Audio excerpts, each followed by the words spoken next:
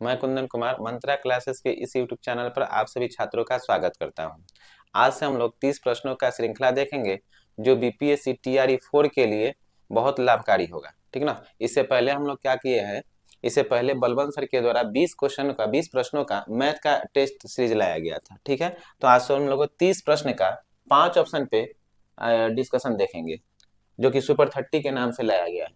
ठीक है, तो चलिए आज से हम लोग पहला क्वेश्चन को शुरू करते हैं।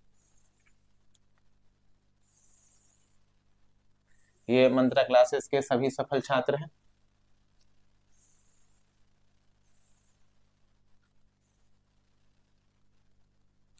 चलिए, तो पहला क्वेश्चन क्या आते हैं हम लोग और पहला क्वेश्चन को देखते हैं।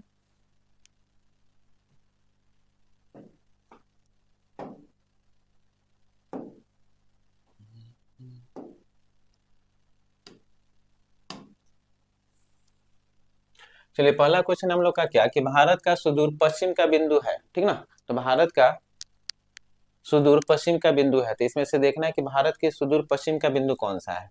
ऑप्शन ए में क्या दे रहा है, ऑप्शन ए में दे रहा है 68 डिग्री 7 मिनट पश्चिमी गुजरात में। ठीक ना। ऑप्शन बी में क्या दे रहा है, 8 डिग्री 7 मिनट पश्चिमी राजस्थान में। ठीक है। ऑप्शन सी में क्या है, 68 डिग्री 10 मिनट पूर्वी गुजरात में। और ऑप्शन डी में है एक उपयुक्त में से एक से अधिक, और ऑप्शन ई में है उपयुक्त में से कोई नहीं। ठीक है, तो हम लोग क्या करते हैं, पहले इसका क्वेश्चन जो था भारत का सुदूर पश्चिम का बिंदु है, तो पश्चिम का बिंदु है, उत्तर का बिंदु है, दक्षिण का बिंदु है या फिर पूरब का बिंदु है। इसको समझ लेते हैं हम लोग एक बार मैप में, ताकि इससे इससे आगे कभी कोई क्वेश्चन पूछा जाए पूरब का या पश्चिम का या दक्षिण का तो वो बन जाए। ठीक है, तो चलिए समझते हैं हम लोग मैप पर।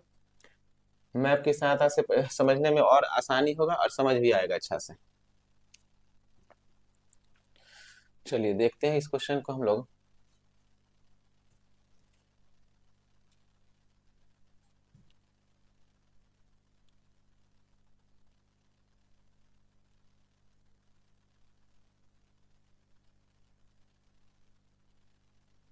चलिए, तो क्वेश्चन था हम लोग का कि भारत के सुदूर पश्चिम का बिंदु है। ठीक ना, तो भारत के सुदूर पश्चिम का बिंदु, यही क्वेश्चन था हम लोग का। हम लोग पश्चिम का बिंदु, पूरब का बिंदु, उत्तर का बिंदु और दक्षिण का बिंदु, सब बिंदु को समझ लेते हैं।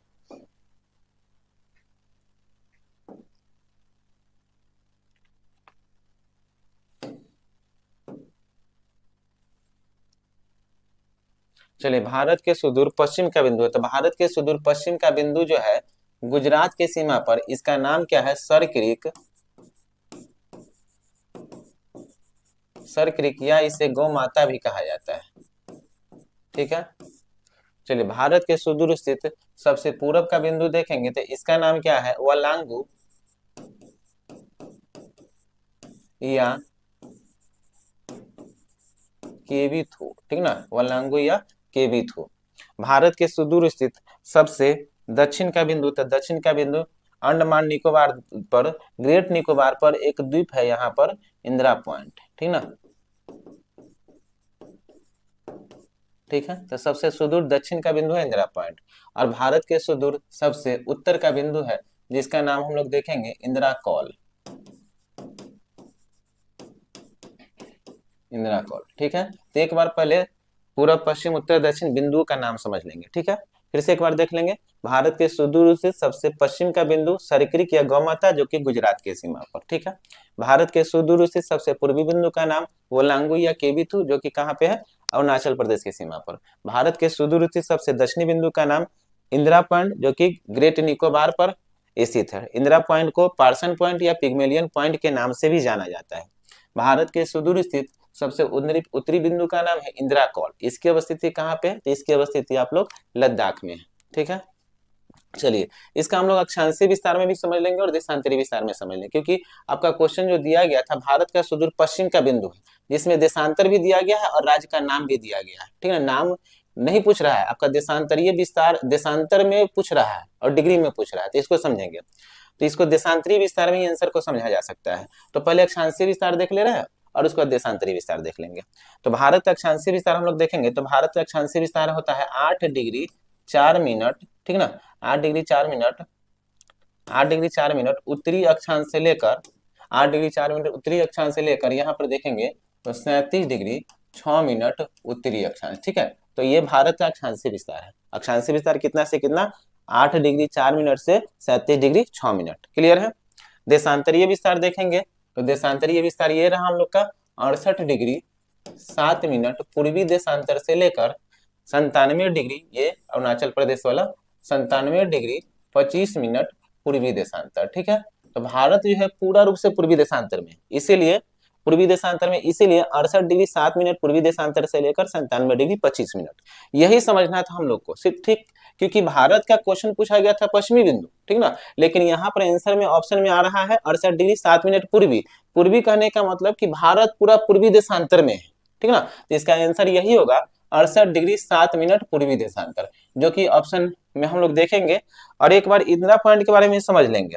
इंदिरा पॉइंट की स्थिति जो होता है 6 डिग्री 4 मिनट, ठीक ना, तो भारत के सुदूर स्थित दक्षिणी बिंदु का नाम इंदिरा पॉइंट, और इंदिरा पॉइंट की स्थिति कितना, 6 डिग्री 4 मिनट। क्लियर है। इससे एक क्वेश्चन और पूछा जाएगा आपसे, ठीक ना, भारत के मुख्य बिंदु, तो भारत के मुख्य बिंदु जो है 8 डिग्री 4 मिनट, और सुदूर स्थित दक्षिणी बिंदु, ठीक ना, तो सुदूर स्थित दक्षिणी बिंदु इंदिरा पॉइंट जो कि 6 डिग्री 4 मिनट। क्लियर है। हम लोग क्वेश्चन पे आते हैं, तो हम लोग का क्वेश्चन क्या था कि भारत का सुदूर पश्चिम का बिंदु कौन सा है।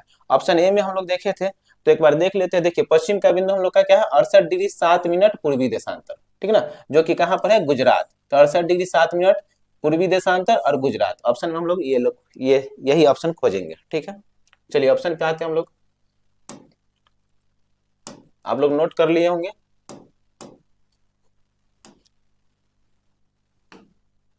चलिए, तो यहाँ पे हम लोग का आंसर क्या आया था, इसको थोड़ा हम लिख लेते हैं, उसके बाद आप लोग मिलाएंगे आंसर को, और जो आंसर होगा उसको हम लोग टिक करेंगे। ठीक है,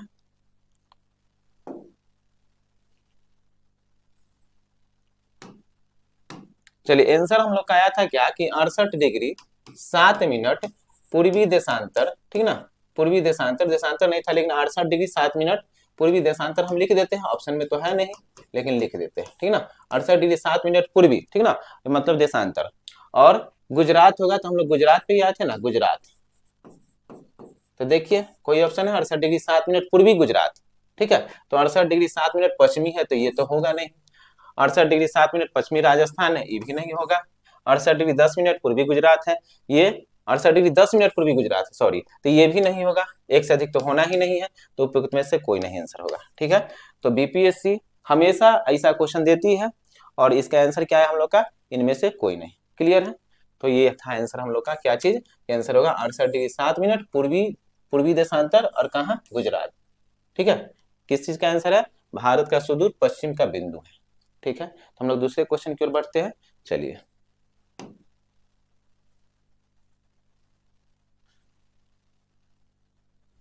दूसरा क्वेश्चन भी हम लोग देशांतर से ही है, क्योंकि ध्यान देंगे अभी से टीआरई 1, टीआरई 2, टीआरई 3 और टीआरई 3 बीपीएससी टीआरई 3 तक देशांतर के द्वारा समय के ज्ञान से हर एग्जाम में एक क्वेश्चन पूछा गया है। ठीक है, तो हम लोग हम इस टेस्ट सीरीज में 2 क्वेश्चन या 3 क्वेश्चन लाए होंगे ऐसा, जो कि हर एग्जाम में आपके लिए लाभकारी होगा। ठीक है, तो समझिए, यह क्वेश्चन को हम लोग फिर से देखेंगे।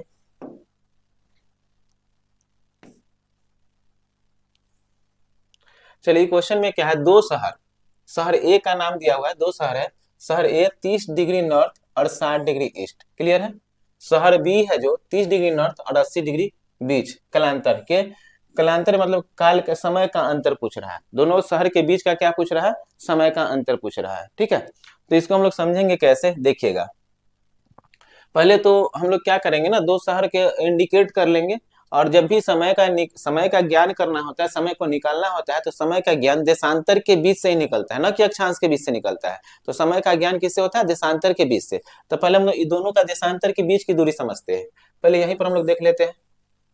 चलिए, देखिए मान लीजिए कि ये हो गया विषुवत रेखा, ठीक है, 0 डिग्री को कौन सा रेखा कहा जाता है, विषुवत रेखा, ठीक ना, और विषुवत रेखा के समानांतर जो खींची हुई रेखा होता है, इसे कहा जाता है अक्षांश रेखा। ठीक है, तो ये सभी क्या है, अक्षांश रेखा है।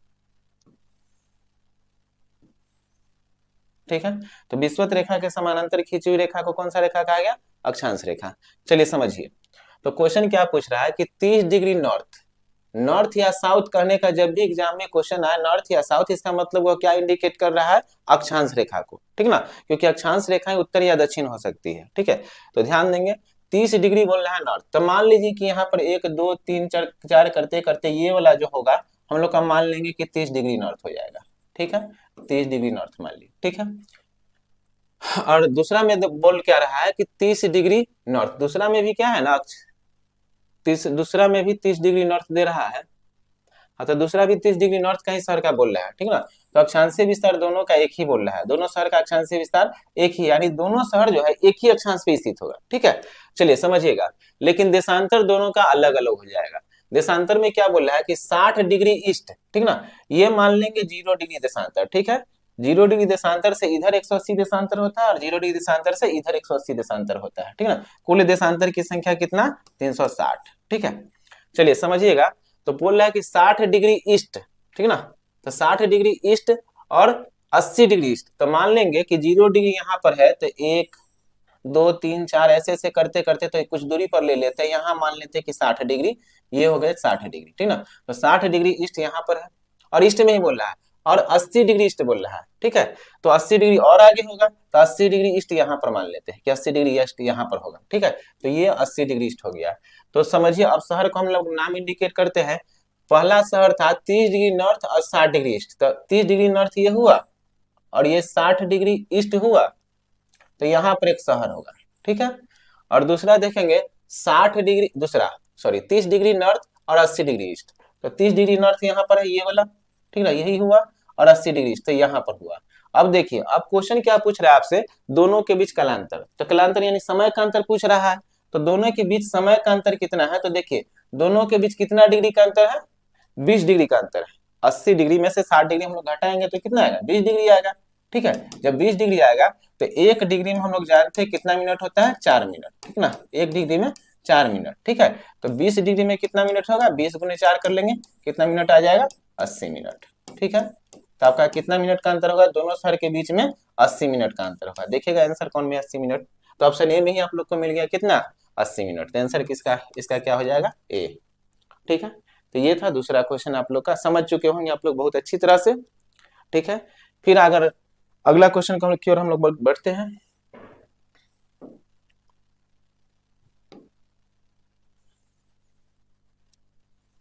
चलिए तीसरा क्वेश्चन है जो कि पॉलिटी से है, ठीक है।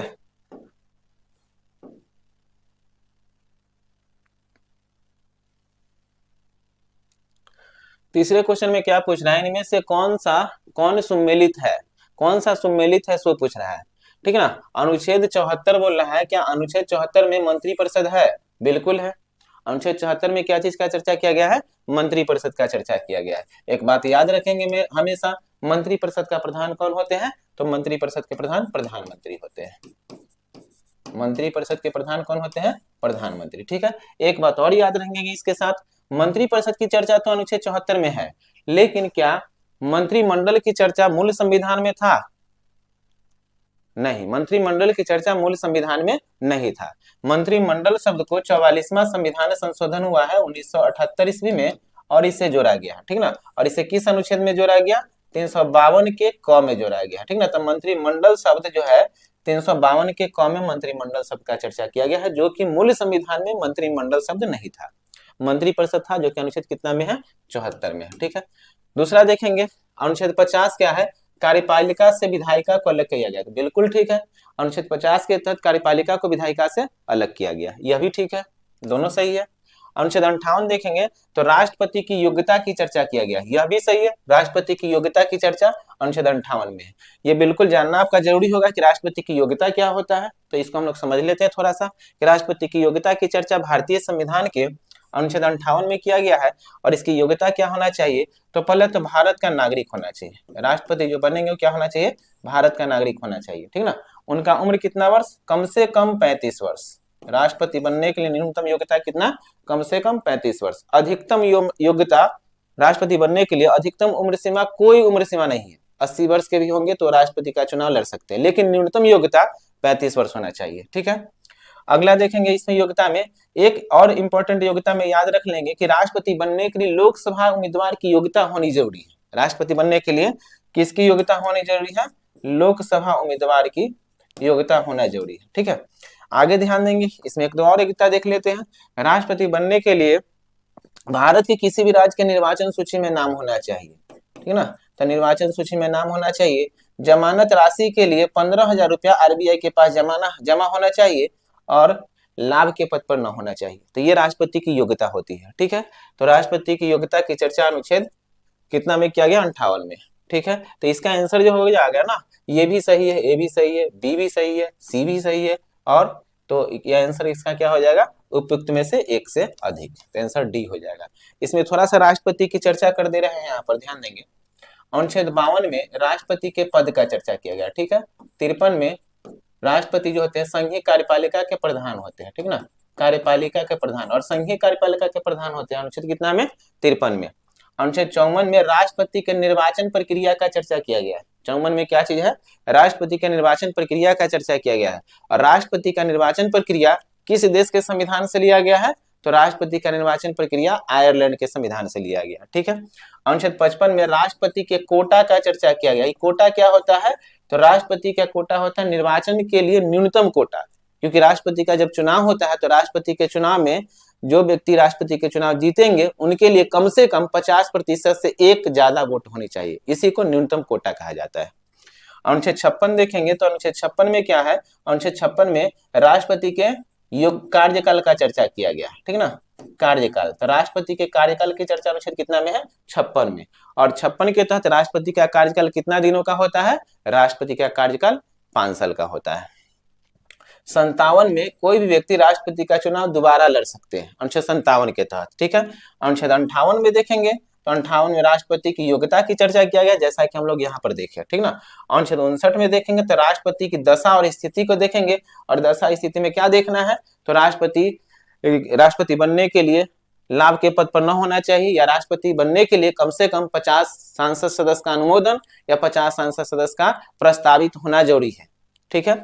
और एक देख लेंगे अनुच्छेद 60, तो अनुच्छेद 60 में यहाँ पर देखेंगे राष्ट्रपति के शपथ क्या चर्चा किया गया है, और राष्ट्रपति शपथ अपना ग्रहण करेंगे इनके समक्ष, सर्वोच्च न्यायालय के मुख्य न्यायाधीश के समक्ष। एक और देख लेंगे, एक दो अनुच्छेद, अनुच्छेद 61 में देखेंगे राष्ट्रपति पर महाभियोग का चर्चा किया गया है।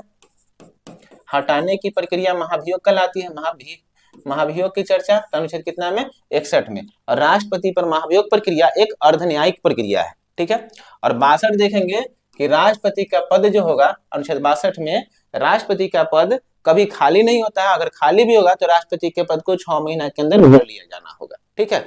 चलिए, तो ये था हम लोग का आंसर, क्या चीज, उपयुक्त में से एक से अधिक। तो क्वेश्चन नंबर 3 था। क्वेश्चन नंबर 4 की ओर बढ़ते हैं हम लोग।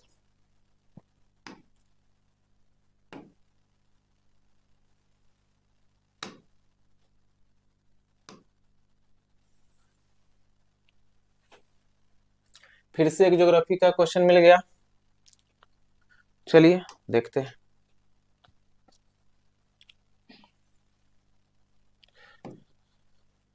चलिए क्वेश्चन को समझते क्या है। क्वेश्चन क्या कह रहा है हम लोग का, क्वेश्चन कह रहा है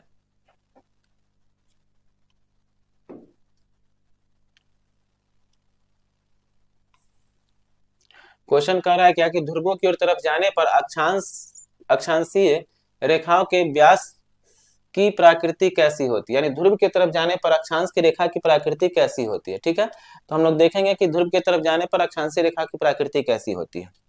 इसमें 2 तरह का क्वेश्चन आएगा, ठीक ना, जिसको हम लोग समझते हैं अभी। ये पृथ्वी हो गया, ठीक है। बीच वाला रेखा क्या कहलाता है, तो बीच वाला रेखा कहलाता है विषुवत रेखा या फिर भूमध्य रेखा। इसी को विषुवत रेखा कहा जाता है, विषुवत रेखा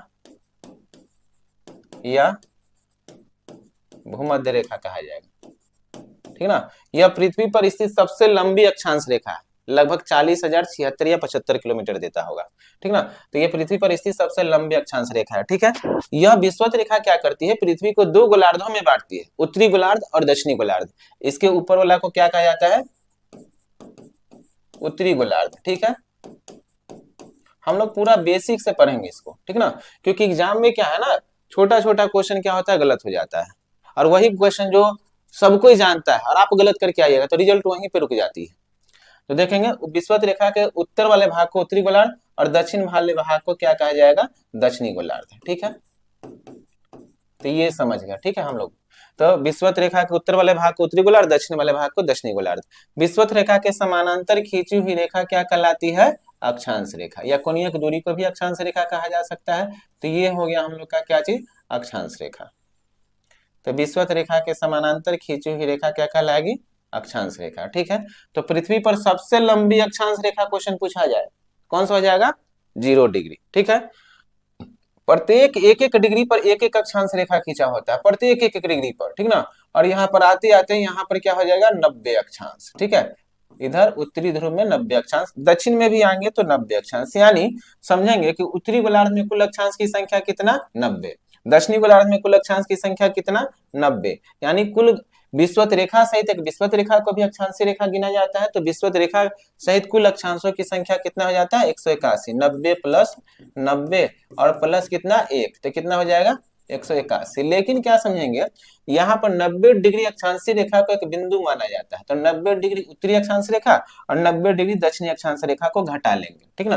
तो 2 अक्षांश रेखा घट जाएगा इसमें से, तब कुल अक्षांशों की संख्या कितना हो जाएगा? 179। तो पृथ्वी पर कुल अक्षांशों की संख्या कितना? 179। क्लियर है? अब आगे हम लोग जो क्वेश्चन है उस क्वेश्चन पे आते हैं।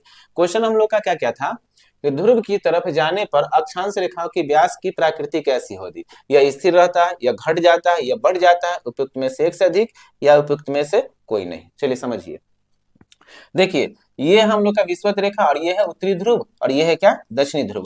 क्वेश्चन क्या पूछा हमसे? ध्रुव की तरफ जाने पर अक्षांश की रेखाओं की व्यास में क्या होगी? प्रकृति कैसी होगी? तो ध्रुव की तरफ जाने पर पूछ रहा है, तो देखिए ध्रुव की तरफ जाएंगे, उत्तरी ध्रुव की तरफ जाएंगे तो, या फिर हम लोग आएंगे किधर की तरफ? दक्षिणी ध्रुव की तरफ आएंगे तो अक्षांश की व्यास में देखिए कि लंबाई में कमी हो रही है या वृद्धि हो रही है? जैसे जैसे ऊपर जा रहे हैं अक्षांश की लंबाई में क्या होती जा रही है? कमी होते जा रही है, ठीक ना। दोनों ध्रुवों की तरफ जाएंगे तो अक्षांश की लंबाई में क्या होती चली जा रही है? कमी होते चली जा रही है। इस प्रकार हम कह सकते हैं कि विषुवत रेखा से दोनों ध्रुवों की तरफ, या तो उत्तरी ध्रुव हो या दक्षिणी ध्रुव हो, दोनों ध्रुवों की तरफ जाने पर अक्षांश की लंबाई में कमी होती है। ठीक है, यही क्वेश्चन था। व्यास की प्रकृति कैसी होती है? किधर जाने पर? ध्रुवों की तरफ जाने पर। तो ध्रुवों की तरफ जाने पर अक्षांश की लंबाई में क्या होगी? कमी होगी, यानी यह घटती है। आंसर क्या हो जाएगा? बी। इसी में समझ लेंगे, दोनों ध्रुव से विषुवत रेखा की तरफ जाने पर अक्षांश की लंबाई में क्या होगी? तो देखिए ये हो गया उत्तरी ध्रुव, तो उत्तरी ध्रुव से विषुवत रेखा की तरफ आएंगे या फिर दक्षिणी ध्रुव से विषुवत रेखा की तरफ जाएंगे तो अक्षांश की लंबाई में क्या होगी? अब ऊपर से नीचे की तरफ आएंगे तो ये अक्षांश की लंबाई में क्या होगी? वृद्धि ही ना होगी, बढ़ती हुई चली जाएगी। तो दोनों ध्रुवों से विषुवत रेखा की तरफ आने पर अक्षांश की लंबाई में वृद्धि होती है और विषुवत रेखा से दोनों ध्रुवों की तरफ जाने पर अक्षांश की लंबाई में कमी होती है। आप लोग समझ चुके होंगे। तो ये था आप लोग का क्वेश्चन, ठीक है। चलिए आगे बढ़ते हैं हम लोग। तो क्वेश्चन का आंसर क्या हो गया? यह घटता है।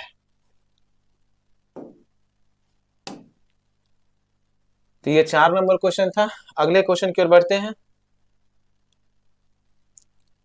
अगला क्वेश्चन हम लोग का, तीस्ता नदी किस ग्लेशियर से निकलती है? ठीक है,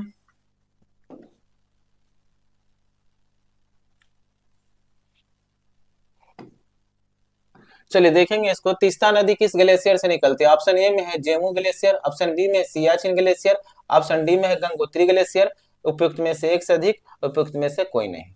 तो तीस्ता नदी जो है यह सिक्किम के जेमू ग्लेशियर से निकलती है, ठीक है। तो तीस्ता नदी सिक्किम के कौन सी ग्लेशियर से निकलती है? जेमू ग्लेशियर से निकलती है, ठीक ना। और ये जेमू ग्लेशियर से निकलती है और यह क्या करती है? मानसरोवर झील के पास से एक निकलती है नदी, कौन सा? ब्रह्मपुत्रा नदी। और ब्रह्मपुत्रा नदी क्या करती है कि ब्रह्मपुत्रा नदी मानसरोवर झील के आंगसी ग्लेशियर, या फिर उसको बोल सकते हैं यांगो चुंगमा डुंगमा ग्लेशियर, वहां से निकलती है मानसरोवर झील के पास से। कौन सी नदी? ब्रह्मपुत्रा नदी। और ब्रह्मपुत्रा नदी क्या करती है? अरुणाचल प्रदेश के यांग याप दर्रा, कौन सा दर्रा? ब्रह्मपुत्रा नदी के यहाँ पर आएंगे तो कौन सा दर्रा? यांग याप दर्रा, ठीक ना। यांग याप दर्रा से अरुणाचल प्रदेश में प्रवेश करती है ब्रह्मपुत्रा नदी और यह असम होते हुए, सदिया से धुबरी होते हुए यह बांग्लादेश में चली जाती है। और बांग्लादेश में ब्रह्मपुत्रा नदी को किस नाम से जाना जाता है? आप सभी जानते होंगे, जमुना नदी के नाम से जाना जाता है। किस नदी के नाम से? जमुना नदी के नाम से जाना जाता है बांग्लादेश में ब्रह्मपुत्रा नदी को। क्लियर है?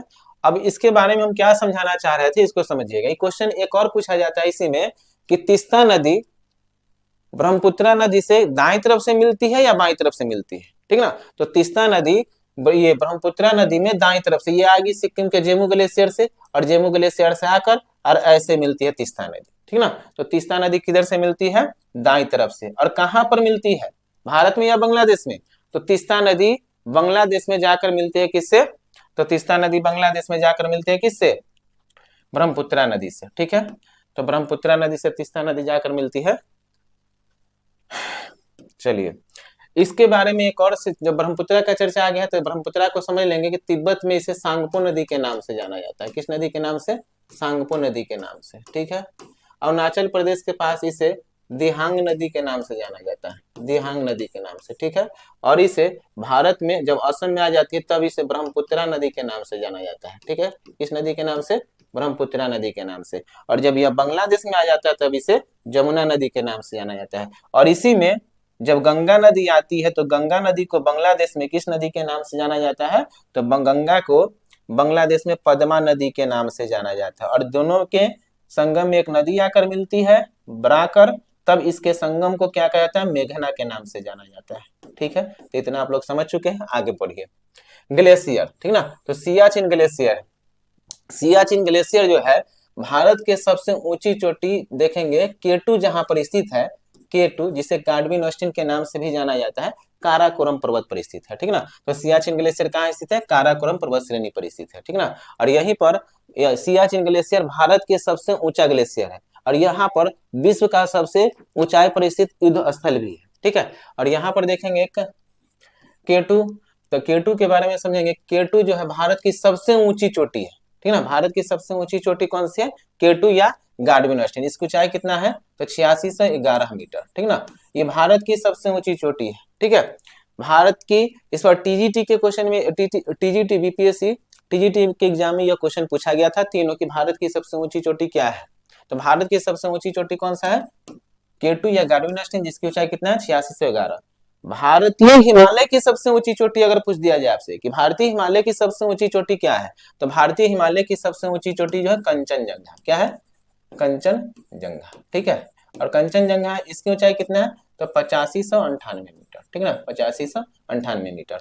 और हिमालय की सबसे ऊंची चोटी पूछ दिया जाए आपसे कि हिमालय की सबसे ऊंची चोटी कौन सी है, तो हिमालय की सबसे ऊंची चोटी आप लोग जानते हैं माउंट एवरेस्ट। और माउंट एवरेस्ट की ऊंचाई आप लोग जानते हैं 8848 या कहीं 8850 मीटर भी देगी, ठीक ना। तो ये तीनों को अच्छी तरह समझ लेंगे। भारत की सबसे ऊंची चोटी केटू या गार्डविन ऑस्टिन, जिसकी ऊंचाई कितना, 8611 मीटर। भारतीय हिमालय की सबसे ऊंची चोटी कंचनजंगा, इसकी अवस्थिति कहाँ, सिक्किम में, और इसकी ऊंचाई कितना, 8598 मीटर। और हिमालय की सबसे ऊंची चोटी कौन सी, तो हिमालय की सबसे ऊंची चोटी माउंट एवरेस्ट, जिसकी ऊंचाई 8848 या 50 मीटर, ठीक है। अगला क्वेश्चन को देखेंगे, गंगोत्री जहां से गंगा निकलती है। तो ये क्या था क्वेश्चन, तीस्ता नदी किस ग्लेशियर से निकलती है, तो जेमू ग्लेशियर से निकलती है, ठीक है। आगे बढ़ते हम लोग अगले क्वेश्चन की तरफ। क्वेश्चन नंबर हम लोग का हो जाएगा 6।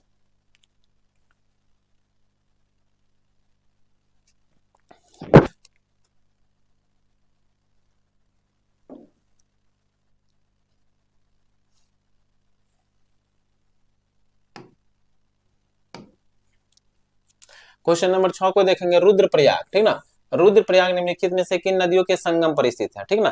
तो रुद्रप्रयाग निम्नलिखित में से किस नदियों का संगम पर स्थित है, तो अलकनंदा और भागीरथी नदी के संगम को कहा जाता है क्या चीज, गंगा, सॉरी देवप्रयाग, देवप्रयाग, ठीक है, ठीक है। तो अलकनंदा और भागीरथी नदी के संगम को क्या कहा गया, देवप्रयाग, ठीक है। दूसरा, अलकनंदा और मंदाकिनी नदी के संगम को क्या कहा जाता है, तो अलकनंदा और मंदाकिनी नदी के संगम को कहा जाता है रुद्रप्रयाग, क्या कहा जाता है, रुद्रप्रयाग, ठीक ना। भागीरथी और भिलंगना, इसको ध्यान देंगे हम लोग, भागीरथी और भिलंगना, ठीक ना। तो भागीरथी और भिलंगना नदी के संगम को कहा जाता है क्या चीज, गणेश प्रयाग, इस पर ध्यान देंगे, ठीक ना, गणेश प्रयाग। एक बार इस पर संगम को हम लोग देख लेंगे, ऐसे तीनों को समझ गया। क्वेश्चन क्या था हम लोग का, रुद्रप्रयाग की नदियों के संगम को परिस्थित है, तो रुद्रप्रयाग किसका, अलकनंदा और मंदाकिनी नदी के संगम पर, ठीक है। एक बार हम लोग देखेंगे क्या इस संगम के बारे में, एक बार समझेंगे इसको।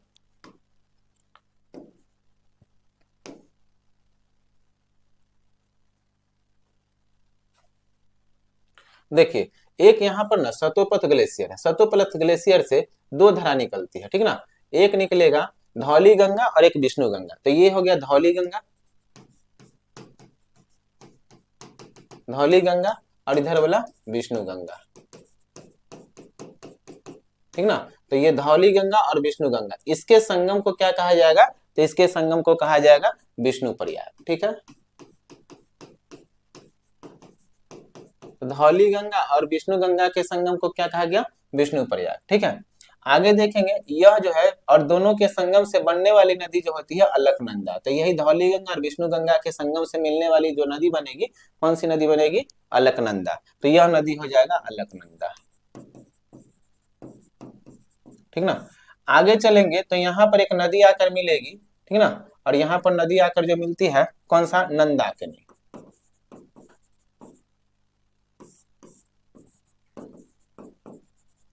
नंदाकिनी नदी, और इसके संगम को क्या कहा जाता है, कर्णप्रयाग, ठीक ना। आगे बढ़ेंगे तो यहाँ पर एक नदी आकर मिलती है, ठीक ना, कर्णप्रयाग, यहाँ पर एक नदी आकर मिलती है पिंडर नदी, पिंडर नदी, और इसके संगम को कहा जाता है कटिता।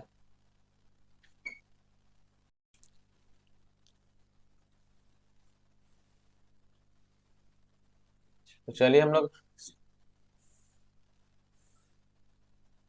छठा क्वेश्चन की ओर देखते हैं। छठा क्वेश्चन में देखते हैं क्या है।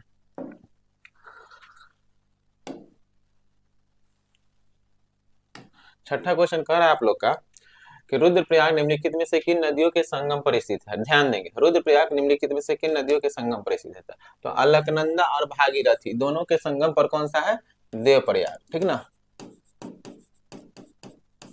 अलकनंदा और भागीरथी नदी के संगम पर देवप्रयाग, अलकनंदा और मंदाकिनी इसके संगम पर कौन सा प्रयाग है, रुद्रप्रयाग।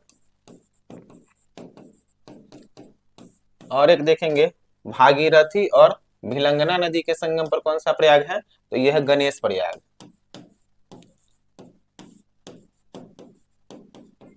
एक बार पूरा प्रयाग को हम लोग देख लेंगे, संगम को देख लेंगे। तो यहाँ पर क्या है, सतोपथ ग्लेशियर, ठीक ना। सतोपथ ग्लेशियर से, ये सतोपथ ग्लेशियर है, ठीक ना। सतोपथ ग्लेशियर, सतोपथ ग्लेशियर से दो धारा निकलती है, एक धौली गंगा, धौली गंगा, और एक विष्णु गंगा, ठीक ना। और ये दोनों एक संगम पर आकर मिलते हैं, इस संगम को कहा जाता है क्या चीज, विष्णु प्रयाग, ठीक ना। इसको क्या कहा जाता है, विष्णु प्रयाग, ठीक ना। तो सतोपथ ग्लेशियर से दो धाराएं निकलती है, एक धौली गंगा और एक क्या है, विष्णु गंगा, ठीक ना, एक विष्णु गंगा। और ये दोनों के संगम को क्या कहा जाता है, विष्णु प्रयाग। और दोनों के संगम से जो नदी बनती है, इस नदी को ही कहा जाता है अलकनंदा, ठीक ना। तो ये है अलकनंदा, ठीक है। अब ध्यान देंगे, अलकनंदा से एक नदी आकर मिलती है नंदाकिनी नदी, नंदाकिनी, ठीक ना। ये नंदाकिनी के संगम अलकनंदा और ये नंदाकिनी दोनों के संगम को क्या कहा जाता है, नंद प्रयाग, ठीक है। उसके बाद क्या होगा कि अलकनंदा से एक और नदी आकर मिलती है जिसका नाम है पिंडर नदी, और पिंडर और अलकनंदा के संगम को क्या कहा जाता है, कर्ण प्रयाग, ठीक है। अब ध्यान देंगे, यहीं पर आकर आती है, इधर से आकर मिलती है कौन सा, मंदाकिनी नदी, ठीक ना। और मंदाकिनी और अलकनंदा के संगम को क्या कहा जाता है, रुद्रप्रयाग, ठीक ना। तो ये है मंदाकिनी, और मंदाकिनी और अलकनंदा के संगम को रुद्रप्रयाग। आपका क्वेश्चन यही था कि रुद्रप्रयाग किसके संगम को कहा जाता है, तो मंदाकिनी और अलकनंदा। तो अलकनंदा और मंदाकिनी के संगम को क्या कहा जाता है, रुद्रप्रयाग। एक देख लेंगे हम लोग देवप्रयाग को, ठीक ना। तो इधर से आती है भागीरथी नदी ये, और ये क्या है, अलकनंदा, दोनों आकर मिलते हैं, इस संगम को कहा जाता है देवप्रयाग, ठीक ना, ठीक ना। तो देवप्रयाग, इस संगम को क्या कहता है, देवप्रयाग। और देवप्रयाग में ही यहाँ पर एक नदी आकर मिलती है भिलंगना, सॉरी देवप्रयाग में नहीं, ये कौन सा है, भागीरथी, भागीरथी से आकर एक नदी मिलती है भिलंगना, और इसी के संगम को कहा जाता है गणेश प्रयाग। और यही दोनों के संगम पर एक टिहरी बांध है जो कि भारत की सबसे ऊंचा बांध है, चलिए समझिएगा। और देवप्रयाग से कौन सी नदी निकलती है, अलकनंदा और भागीरथी के संगम से ही देवप्रयाग से कौन सी नदी निकलती है, तो गंगा नदी निकलती है, ठीक है। चलिए ये था आपका आंसर रुद्रप्रयाग। तो रुद्रप्रयाग किसमें आपका, अलकनंदा और मंदाकिनी नदी में, ठीक है। अगला क्वेश्चन था 6 नंबर, 7 नंबर के क्वेश्चन की ओर हम लोग बढ़ते हैं।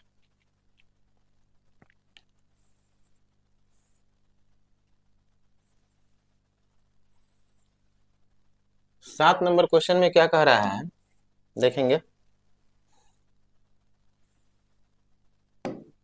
चलिए 7 नंबर क्वेश्चन को हम लोग देखते हैं कि 7 नंबर क्वेश्चन को कहा जा रहा है कि इनमें से कौन सा राज्य 3 देशों के साथ सीमा बनाती है।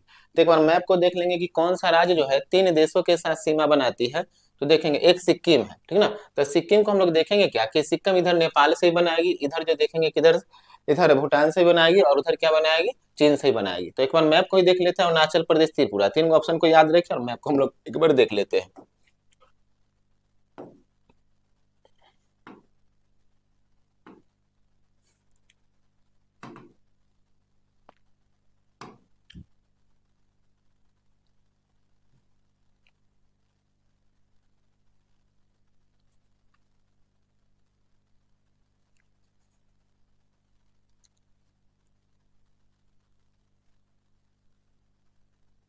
चलिए क्वेश्चन था क्या चीज कि इनमें से कौन सा राज्य 3 देशों के साथ सीमा बनाती है। सिक्किम था, एक ऑप्शन था आपका क्या अरुणाचल प्रदेश, और एक ऑप्शन क्या था आपका त्रिपुरा, ठीक है। तो देखिए यहाँ पर क्या है ना कि ये आपका यहाँ से ये राज्य जो मिलती है, ध्यान देंगे, ये आपका देखेंगे ना तो ये नेपाल है, ठीक ना। तो ये नेपाल यहाँ तक आ जाएगा आपका, ठीक ना। और यहाँ पर क्या आ जाएगा, भूटान, ठीक ना। तो ये भूटान हो जाएगा। तो यहाँ पर क्या है, कौन सा राज्य है, सिक्किम। तो सिक्किम कितना देश से लगा हुआ है, इधर में नेपाल से लगा हुआ है, इधर में भूटान से लगा हुआ है और इधर में किससे, चीन से। तो 3 देशों से लगा हुआ है कौन, सिक्किम, जो कि पहला ऑप्शन है, 3 देशों से लगा हुआ है। दूसरा अरुणाचल प्रदेश देखेंगे तो ये है अरुणाचल प्रदेश, ठीक ना। तो अरुणाचल प्रदेश से देखेंगे तो इधर से ये भूटान से लगा हुआ है, इधर देखेंगे यहाँ तो चीन से लगा हुआ है, इधर क्या है, चीन से। और इधर कौन सा देश है, म्यांमार, ठीक ना। तो म्यांमार से लगा हुआ है। तो चीन भी कितना देश, सॉरी अरुणाचल प्रदेश भी कितना देशों से लगा हुआ है, 3 देशों से। एक देखेंगे हम लोग, ऑप्शन 3 में था त्रिपुरा, ठीक ना। तो त्रिपुरा को हम लोग देखेंगे तो यहाँ त्रिपुरा जो है ना 3 देशों से नहीं, यह बांग्लादेश से ही घिरा हुआ है, 3 तरफ से, किससे, बांग्लादेश से। तो 2 ही देश जो है इसमें 3 देशों से लगा हुआ है, एक सिक्किम एक अरुणाचल प्रदेश, ठीक है। तो आपका आंसर क्या हो जाएगा, देखते हैं आंसर में हम लोग।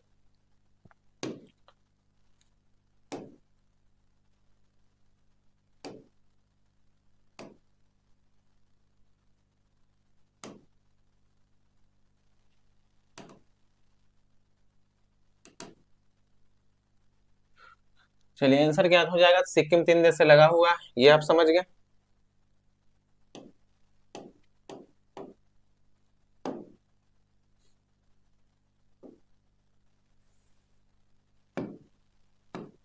सिक्किम 3 देश से लगा हुआ है, कौन कौन 3 देश से लगा हुआ था, सिक्किम, एक नेपाल, एक भूटान और एक चीन, ठीक है। अरुणाचल प्रदेश भी 3 देश से लगा हुआ था, कौन 3 देश से लगा हुआ था, भूटान, चीन और म्यांमार।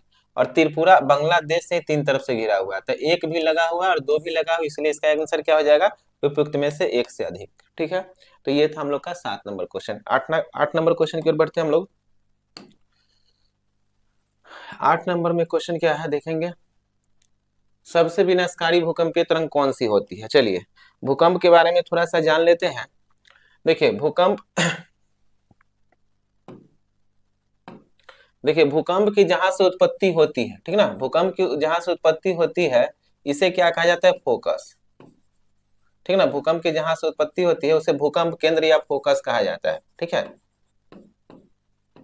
भूकंप केंद्र या फोकस कहा जाता है। और भूकंप जहां से उत्पत्ति उसे फोकस या भूकंप केंद्र कहा जाता है। और जिस स्थान पर सर्वप्रथम भूकंप का पता चलता है, जैसे कि भूकंपीय तरंग का पता यहाँ पर चलेगा, ठीक ना। तो इन सब तरंगों, इसको क्या कहा जाएगा, इसे कहा जाता है ईपी सेंटर या फोकस कहा, ये अधिकेंद्र कहा जाता है। इन्हें क्या कहा जाएगा, अधिकेंद्र या ईपी सेंटर, ठीक ना। उत्पत्ति जहां से उत्पन्न शुरू होती है उसे फोकस या भूकंप केंद्र, और जहां पर पता चलता है, अनुभव होता है, उसे क्या कहा जाता है, अधिकेंद्र। भूकंप के अध्ययन को क्या कहा जाता है, सिस्मोलॉजी कहा जाता है, ठीक ना। भूकंप जब उत्पत्ति होती है तो भूकंप के उत्पन्न के समय कौन सी गैस सबसे अधिक मात्रा में निकलती है, तो रेडॉन नामक गैस सबसे अधिक मात्रा में निकलती है, रेडॉन, ठीक ना, याद रखेंगे। ये क्वेश्चन पूछा जाता है, भूकंप की उत्पत्ति के समय कौन सी गैस निकलती है, रेडॉन नामक गैस निकलती है। तरंग पे आते हैं तो भूकंप की उत्पत्ति के समय 3 तरह की तरंग निकलती है, पी तरंग, एस तरंग और एल तरंग। पी तरंग जो है सबसे तीव्र गति से चलने वाली तरंग। इसकी गति देखेंगे तो 8 से 12 किलोमीटर प्रति सेकंड के हिसाब से यह गति करती है, ठीक है ना। इसे अनुदैर्घ्य तरंग कहा जाता है, ठीक है। पी तरंग को क्या कहा जाता है, अनुदैर्घ्य तरंग कहा जाता है, ठीक है ना। यह क्या करती है, यह जो है ध्वनि की भांति कार्य करती है। कैसी कार्य करती है, ध्वनि की भांति कार्य करती है। इसकी गति 8 से 12 किलोमीटर प्रति सेकंड के हिसाब से होती है, जिस कारण से यह 21 मिनट में पूरा पृथ्वी को पार कर सकती है, ठीक है ना। तो ये पी तरंग यानी प्राइमरी तरंग या प्राथमिक तरंग इसे कहा जाता है। दूसरा देखेंगे एस तरंग, ठीक है ना। यह गमन करेगी, ठोस और द्रव दोनों में गमन करेगी, ठीक है ना। आगे ध्यान देंगे एस तरंग, इस तरंग को देखेंगे इसे द्वितीयक तरंग कहा जाता है या सेकेंडरी तरंग कहा जाता है। इसकी गति देखेंगे 6 से 7 किलोमीटर प्रति सेकंड के हिसाब से। इसे अनुदैर्घ्य नहीं अनुप्रस्थ तरंग कहा जाएगा, इसे अनुप्रस्थ तरंग कहा जाता है। और एल तरंग जो होता है आपका लॉन्ग तरंग, ठीक ना, या लोअर तरंग कहा जाता है लॉन्ग तरंग। और इसकी गति सबसे कम होती है, और सबसे कम यानी 3 किलोमीटर प्रति सेकंड के हिसाब से चलती है। और यह सबसे विनाशकारी तरंग होती है। जो तरंग सबसे कम गति से चलेगी वह सबसे विनाशकारी भूकंपीय तरंग होगी। कारण क्या है, यह जब चलती है तो धीमे धीमे गति से चलती है, और चलने के क्रम में यह ऊपर नीचे आगे पीछे धक्का देती हुई चलती है, जिस कारण से अधिक भूकंप होता है, ठीक है ना। तो सबसे विनाशकारी भूकंप कौन सा है, एल तरंग है, ठीक है। चलिए आगे बढ़ते हैं हम लोग। क्वेश्चन नंबर 8 था, क्वेश्चन नंबर 9 की ओर बढ़ते हैं।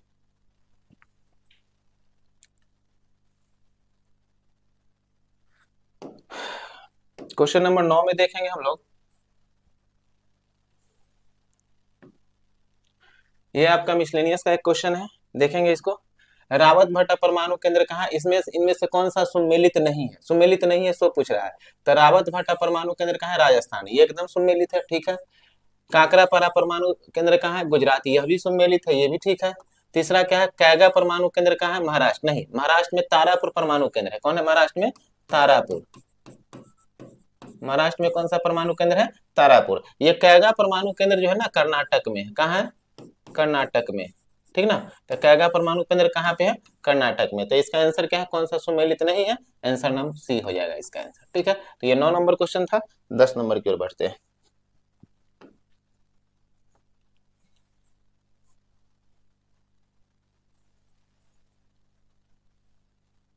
चलिए 10 नंबर क्या है ना, सौरमंडल से क्वेश्चन है आपका, देखेंगे। आपका हर एग्जाम में, बीपीएससी के एग्जाम में एक सौरमंडल से क्वेश्चन रहता ही है। देखेंगे पार्थिव ग्रह किसे कहा जाता है, ध्यान देंगे। सौरमंडल में कुल ग्रहों की संख्या कितना है, 8, ठीक ना। 8 ग्रह आप लोग सबको ही जानते होंगे। सूर्य है, सूर्य की तरफ से क्या है ना, ग्रहों का ग्रह, ग्रह किसे, ग्रहों के क्रम देखेंगे सूर्य की तरफ से। हम लोग क्या है ना, ग्रह किसे कहा जाता है, जो खगोलीय पिंड या आकाशीय पिंड सूर्य का चक्कर लगाती है उसे ग्रह कहा जाता है, ठीक ना। और उपग्रह किसे कहा जाता है, तो जो ग्रह का चक्कर लगाएगा उसे उपग्रह। क्लियर है, तो समझिए सूर्य की तरफ से ग्रह का क्रम देखेंगे तो पहला बुध हो जाएगा, ठीक ना। बुध के बाद क्या हो जाएगा, शुक्र हो जाएगा। शुक्र के बाद क्या हो जाएगा, पृथ्वी हो जाएगा। पृथ्वी के बाद क्या हो जाएगा, मंगल हो जाएगा। मंगल के बाद नीचे देख लेंगे, बृहस्पति हो जाएगा। बृहस्पति के बाद क्या हो जाएगा, शनि हो जाएगा। शनि के बाद क्या हो जाएगा, अरुण हो जाएगा। और इसके बाद वरुण। तो ये है सौरमंडल में कुल 8 ग्रह। पहले एक 9वां ग्रह था जिसका नाम क्या था, प्लूटो। प्लूटो 9वां ग्रह था, यह उस समय सबसे छोटा ग्रह था। लेकिन 2006 में देखेंगे, इस क्वेश्चन को याद रखेंगे, ये क्वेश्चन पूछा जाता है। 2006 में चेक गणराज्य में एक सम्मेलन हुआ था, और इसी सम्मेलन में प्लूटो ग्रह को ग्रह की श्रेणी से हटाकर बौना ग्रह की श्रेणी में रख दिया गया, ठीक है। अभी वर्तमान में सबसे छोटा ग्रह कौन सा हो जाता है, बुध, ठीक ना। तो क्वेश्चन हम लोग का क्या था कि पार्थिव ग्रह कौन सा है। शुरू के 4 ग्रह देखेंगे ना, बुध है, शुक्र है, पृथ्वी और मंगल, इन सभी ग्रहों को पार्थिव ग्रह या आंतरिक ग्रह कहा जाता है, ठीक ना। और बाह्य ग्रह या इसे जेब्रियन ग्रह कहा जाता है, बाह्य ग्रह या जेब्रियन ग्रह, ठीक ना। कौन सा 4 ग्रह को, बृहस्पति, शनि, अरुण, वरुण, इन सभी 4 ग्रह को कौन सा ग्रह कहा जाता है, जेब्रियन ग्रह। और ये बुध, शुक्र, पृथ्वी और मंगल को कौन सा ग्रह कहा जाता है, पार्थिव ग्रह या आंतरिक ग्रह। तो इसमें क्वेश्चन क्या था ना हम लोग का, कि पार्थिव ग्रह कौन सा है। बृहस्पति है पार्थिव ग्रह, नहीं, ये तो जेब्रियन या बाह्य ग्रह है। शनि है, ये भी नहीं है। और क्या है, अरुण है, अरुण भी नहीं। ये सब तीनों कौन सा ग्रह है, जेब्रियन या बाह्य ग्रह। तो इनमें से कौन सा आंसर हो जाएगा, उपयुक्त में से कोई नहीं। आंसर इसका क्या है, ई। 10 नंबर क्वेश्चन था, हम लोग 11 नंबर क्वेश्चन की ओर बढ़ते हैं।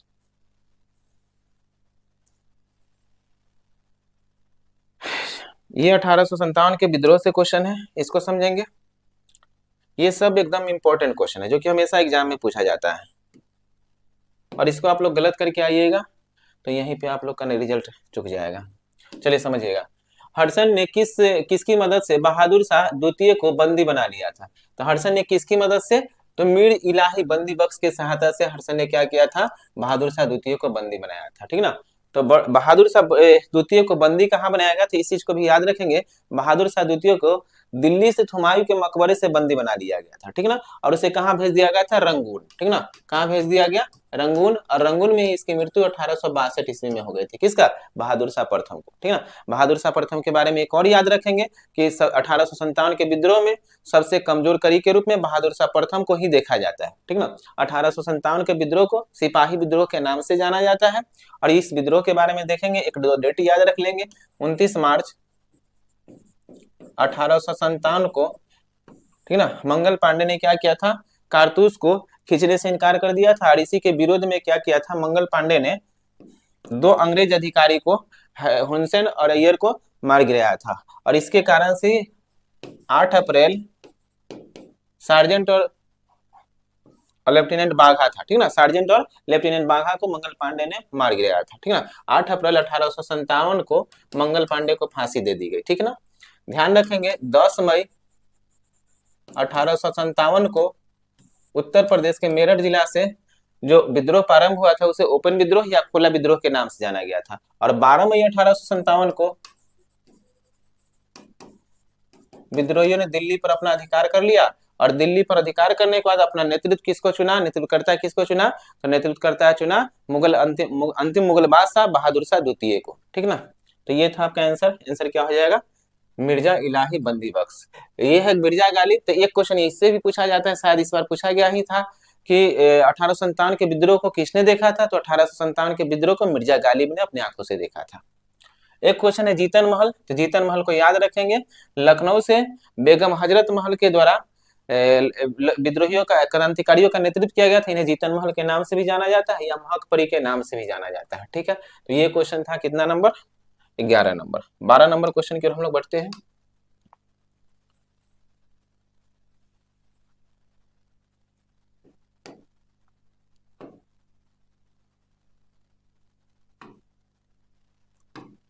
चलिए 12 नंबर क्वेश्चन को देखेंगे हम लोग।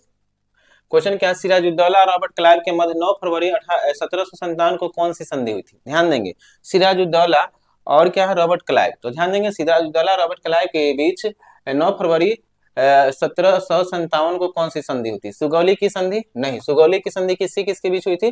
तो सुगौली की संधि हुई थी 1816 ईस्वी में। सुगौली की संधि हुई थी कब? 1816 ईस्वी में। किसके किसके बीच हुई थी? ईस्ट इंडिया कंपनी और किसके बीच? नेपाल के बीच, ठीक ना। ईस्ट इंडिया कंपनी और किसके बीच? नेपाल के बीच, ठीक ना। क्योंकि नेपाल और ईस्ट इंडिया कंपनी और नेपाल के बीच युद्ध हुआ था 1814 से 1816 में, ठीक ना। और इसका अंत किस संधि के तहत हुआ था? तो सुगौली संधि के तहत हुआ था, ठीक ना। और इस समय भारत के गवर्नर जनरल कौन था? तो कौन था? वारेन हेस्टिंग्स, लॉर्ड हेस्टिंग्स, ठीक ना, लॉर्ड हेस्टिंग्स। चलिए पुरंदर की संधि देखेंगे। तो पुरंदर की संधि किसके किसके बीच हुआ था? तो पुरंदर की संधि 1665 में हुआ था, 1665 में हुआ था। और किसके किसके बीच? तो ध्यान देंगे, औरंगजेब का एक सेनापति था जिसका नाम क्या था? औरंगजेब के सेनापति का नाम जय सिंह। जय सिंह और किसके बीच? शिवाजी के बीच पुरंदर की संधि हुआ था। और इस संधि के तहत शिवाजी ने मुगलों को कितना किला दे दिया था? 23 किला वापस किया था, ठीक ना। जय सिंह 1665 में पुरंदर की संधि हुई थी। अलीनगर की संधि कब हुई थी? तो यही था आपका अलीनगर की संधि 9 फरवरी 1757 को अलीनगर की संधि हुई थी, ठीक है। किसके के बीच? सिराजुद्दौला और रॉबर्ट क्लाइव के बीच। ध्यान देंगे एक क्वेश्चन और इसमें कि सिराजुद्दौला ने क्या किया था? 146 सैनिकों को बंदी बना लिया था सिराजुद्दौला ने 146 सैनिकों को बंदी बना लिया था और इस 46 सैनिकों के एक कमरे में बंद कर दिया था, ठीक ना। और कमरे में बंद करने के कारण 146 में से 123 सैनिक मारे गए थे, ठीक ना। इस घटना को काल कोठरी की घटना के नाम से जाना जाता है और यह घटना कब हुआ था? 20 जून 1756 को हुआ था, काल कोठरी की घटना। ठीक है, तो अगला क्वेश्चन की ओर हम लोग बढ़ते हैं।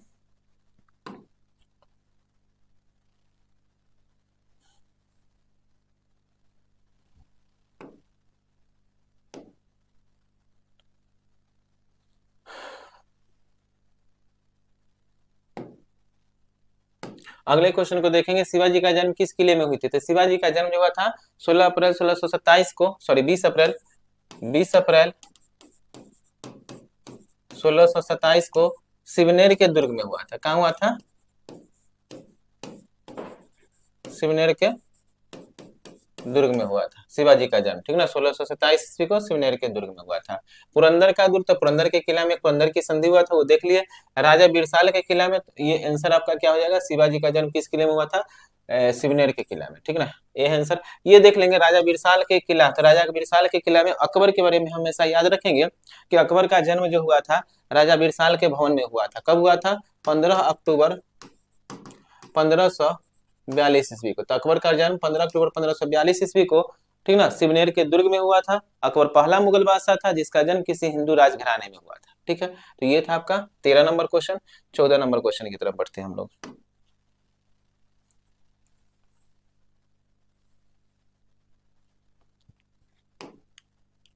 14 नंबर क्वेश्चन में देखेंगे हम लोग, क्वेश्चन क्या है? क्वेश्चन है, भारतीय राष्ट्रीय कांग्रेस की तीसरा महिला अध्यक्ष कौन थी? ध्यान देंगे, तो भारतीय राष्ट्रीय कांग्रेस की महिला अध्यक्ष, पहले देखेंगे भारतीय राष्ट्रीय कांग्रेस की स्थापना कब हुई थी। तो भारतीय राष्ट्रीय कांग्रेस की स्थापना हुआ था 28 दिसंबर 1850 ईस्वी को, ठीक ना। भारतीय राष्ट्रीय कांग्रेस की स्थापना हुई थी किसके शासनकाल में? लॉर्ड डफरिन के शासनकाल में। किसके शासनकाल में? लॉर्ड डफरिन के शासनकाल में, ठीक ना। इसका शासनकाल देखेंगे तो 1884 से लेकर 1888 लॉर्ड डफरिन का शासनकाल माना जाता है, ठीक है। तो 1800 और किसके द्वारा हुआ था? ए.ओ. हुम के द्वारा भारतीय राष्ट्रीय कांग्रेस की स्थापना की गई थी, ठीक है। क्वेश्चन क्या है कि भारतीय राष्ट्रीय कांग्रेस की तीसरी महिला अध्यक्ष कौन थी? पहला महिला अध्यक्ष क्या था? Annie Besant. भारतीय राष्ट्रीय कांग्रेस की प्रथम महिला अध्यक्ष कौन थी? Annie Besant. भारतीय राष्ट्रीय कांग्रेस की प्रथम महिला अध्यक्ष एनी बेसेंट। इन्होंने 1917 के कौन सा अधिवेशन? कोलकाता अधिवेशन, ठीक ना, कोलकाता अधिवेशन की अध्यक्षता करवाया था, ठीक है। ध्यान देंगे, भारतीय राष्ट्रीय कांग्रेस की प्रथम महिला अध्यक्ष है। दूसरा क्वेश्चन पूछा जाएगा, भारतीय राष्ट्रीय कांग्रेस की प्रथम भारतीय महिला अध्यक्ष। तो भारतीय महिला अध्यक्ष जब भी आएगा सरोजिनी नायडू, ठीक है, सरोजिनी नायडू, ठीक है। और कौन सा अधिवेशन? 1925 का कौन सा अधिवेशन था? कानपुर, ठीक ना। तो 1925 का कानपुर अधिवेशन, ठीक ना। भारतीय राष्ट्रीय कांग्रेस की पूछ रहे तीसरी महिला अध्यक्ष, तो नलिनी सिंह गुप्ता, ठीक ना। भारतीय राष्ट्रीय कांग्रेस की तीसरी महिला अध्यक्ष कौन है? नलिनी सिंह गुप्ता। कब के अधिवेशन? 1933 का अधिवेशन, ठीक ना। तो 1933 के अधिवेशन की अध्यक्षता किसके द्वारा कराया गया था? नलिनी सिंह गुप्ता के द्वारा। और यह भारतीय राष्ट्रीय कांग्रेस की तीसरी महिला अध्यक्ष थी, ठीक ना। प्रथम महिला अध्यक्ष कौन? Annie Besant. दूसरी महिला अध्यक्ष कौन? सरोजिनी नायडू। और तीसरी महिला अध्यक्ष कौन है? नलिनी सिंह गुप्ता। तो ये था आपका कितना नंबर क्वेश्चन? 14 नंबर क्वेश्चन, ठीक है। 15 नंबर क्वेश्चन की ओर बढ़ते हैं। यह भी कांग्रेस से ही एक क्वेश्चन है।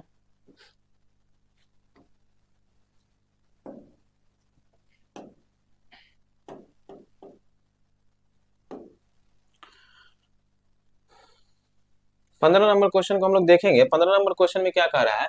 कांग्रेस का इतिहास किसने लिखा था, ठीक ना। तो कांग्रेस का इतिहास जो लिखा गया था किसके द्वारा? पट्टाभी सीतारामैया के द्वारा, ठीक है। तो कांग्रेस का इतिहास लिखा गया था पट्टाभी सीतारामैया के द्वारा। इसमें आंसर देखेंगे कहाँ पे है? पट्टाभी सीतारामैया के द्वारा। इसके बारे में एक स्टेटमेंट याद रखिएगा पट्टाभी सीतारामैया के बारे में। महात्मा गांधी जी ने कहा था क्या कि जब महात्मा गांधी ये पट्टाभी सीतारामैया सुभाष चंद्र बोस से भारतीय राष्ट्रीय कांग्रेस के अध्यक्ष पद से हार गए थे, तब उस समय पट्टाभी सीतारामैया के तरफ से महात्मा गांधी जी के द्वारा कहा गया था कि यह पट्टाभी सीतारामैया की हार नहीं बल्कि गांधी की हार है।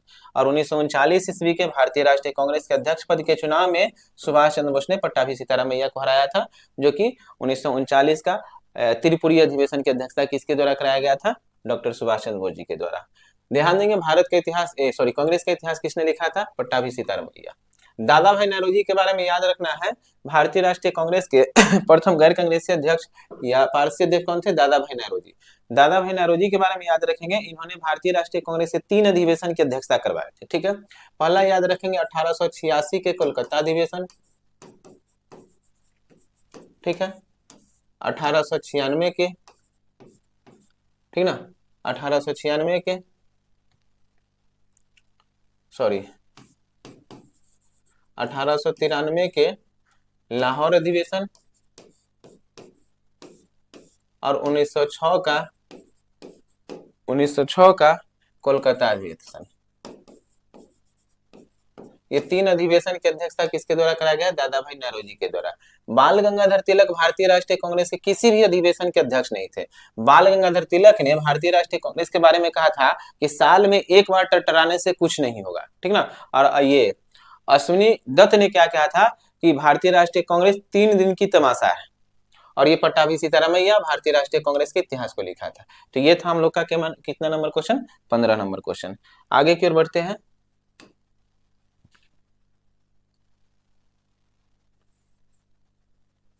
16 नंबर क्वेश्चन पे आते हैं हम लोग।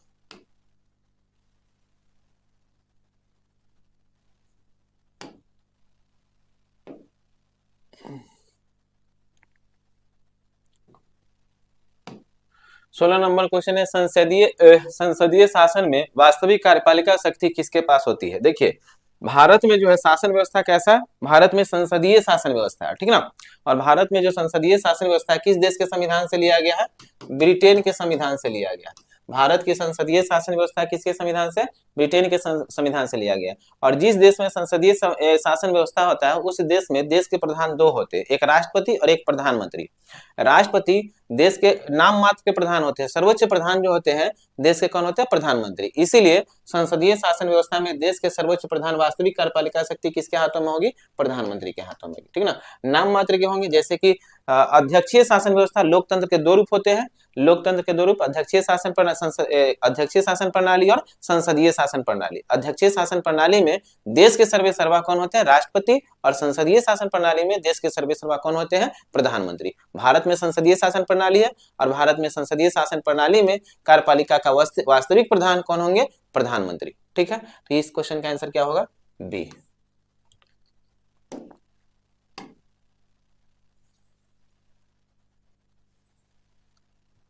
सत्रह नंबर क्वेश्चन को हम लोग देखेंगे। 17 नंबर क्वेश्चन क्या कह रहा है, इसको समझेंगे।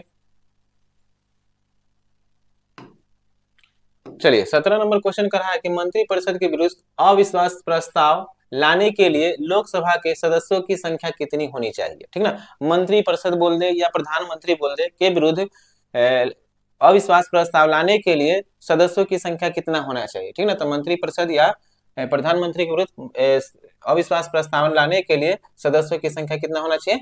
50 होना चाहिए, ठीक ना। प्रधानमंत्री को उनके पद से हटाने के लिए अविश्वास प्रस्ताव लाया जाता है, या फिर प्रधानमंत्री अपने इच्छा अनुसार अपना त्यागपत्र राष्ट्रपति को सौंप सकते हैं, या फिर अगर लोकसभा में बहुमत समाप्त हो जाएगा तो प्रधानमंत्री को खुद से क्या करना पड़ेगा? त्यागपत्र देना होगा। जैसे ही प्रधानमंत्री त्यागपत्र देंगे मंत्रिपरिषद भंग हो जाती है, ठीक है। तो इसका आंसर क्या हो जाएगा? 50। ये 15% जो दिया हुआ है ना, ये मंत्रिपरिषद की कुल, इसके बारे में थोड़ा सा समझ लेंगे। एक क्वेश्चन आएगा आपसे कि मंत्रिपरिषद की कुल सदस्यों की संख्या कितनी हो सकती है, या मंत्रिपरिषद का आकार कितना होता है। तो मंत्रिपरिषद में सदस्यों की संख्या कुल लोकसभा सदस्य का, ठीक ना, याद रखेंगे, कुल लोकसभा सदस्य का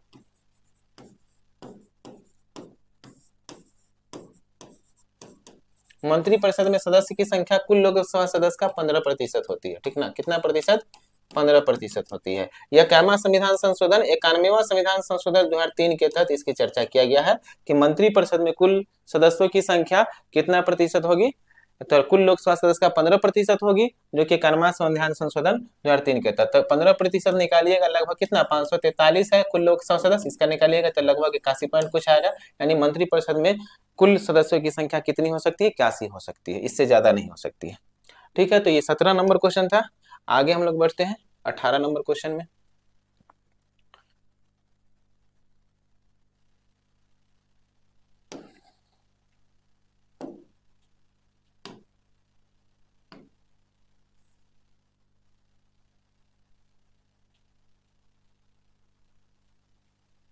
चलिए 18 नंबर क्वेश्चन को देखेंगे। भारत के राष्ट्रपति के महाभियोग प्रक्रिया, भारत के राष्ट्रपति के महाभियोग प्रक्रिया है, ठीक ना। तो भारत के राष्ट्रपति के ऊपर महाभियोग प्रक्रिया, अर्ध न्यायिक प्रक्रिया, इसका चर्चा हम लोग पहले भी कर चुके हैं जब राष्ट्रपति के बारे में बता रहे थे। तो भारत के राष्ट्रपति के जो हटाने की प्रक्रिया है उसे कौन सा प्रक्रिया कहा जाता है? अर्ध न्यायिक प्रक्रिया कहा जाता है, ठीक ना। और राष्ट्रपति के हटाने के लिए चर्चा भारतीय संविधान के अनुच्छेद कितना में किया गया? 61 में। 60 में क्या किया गया था? बताए थे, शपथ, ठीक ना। अनुच्छेद 60 में शपथ और अनुच्छेद 61 में राष्ट्रपति पर महाभियोग, ठीक ना। और महाभियोग किस देश के संविधान से लिया गया राष्ट्रपति को हटाने का? ठीक ना। तो किस देश के संविधान से? अमेरिका, ठीक ना। यूएसए के संविधान से राष्ट्रपति को हटाने की प्रक्रिया ली गई, ठीक है। चलिए एक पॉइंट और समझेंगे कि राष्ट्रपति को हटाने के लिए महाभियोग प्रक्रिया संसद के कौन से सदन से लाई जाती है।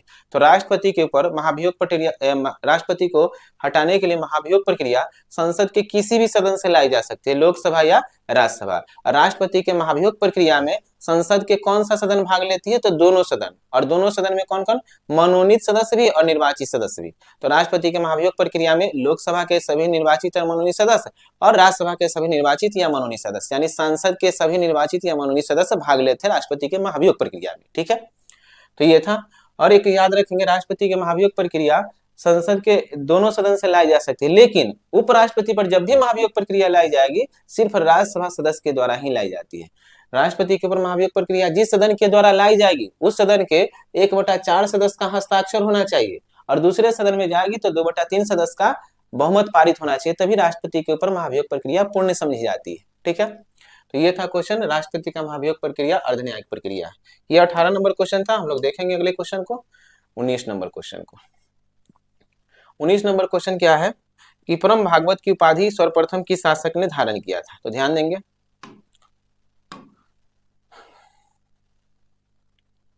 परम भागवत की उपाधि धारण करने वाला प्रथम गुप्त शासक कौन था? ध्यान देंगे, परम भागवत की उपाधि धारण करने वाला प्रथम गुप्त शासक कौन था? तो ये था चंद्रगुप्त द्वितीय। चंद्रगुप्त द्वितीय परम भागवत की उपाधि धारण करने वाला प्रथम गुप्त शासक था। कहीं कहीं आपका समुद्रगुप्त के बारे में देता है, लेकिन याद रखेंगे परम भागवत की उपाधि धारण करने वाला प्रथम शासक कौन था?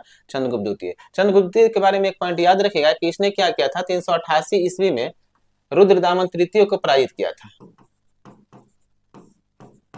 तृतीय को पराजित किया था। और इसी के उपलक्ष्य में क्या किया था? एक उपाधि धारण किया था, कौन सा? विक्रमादित्य की उपाधि।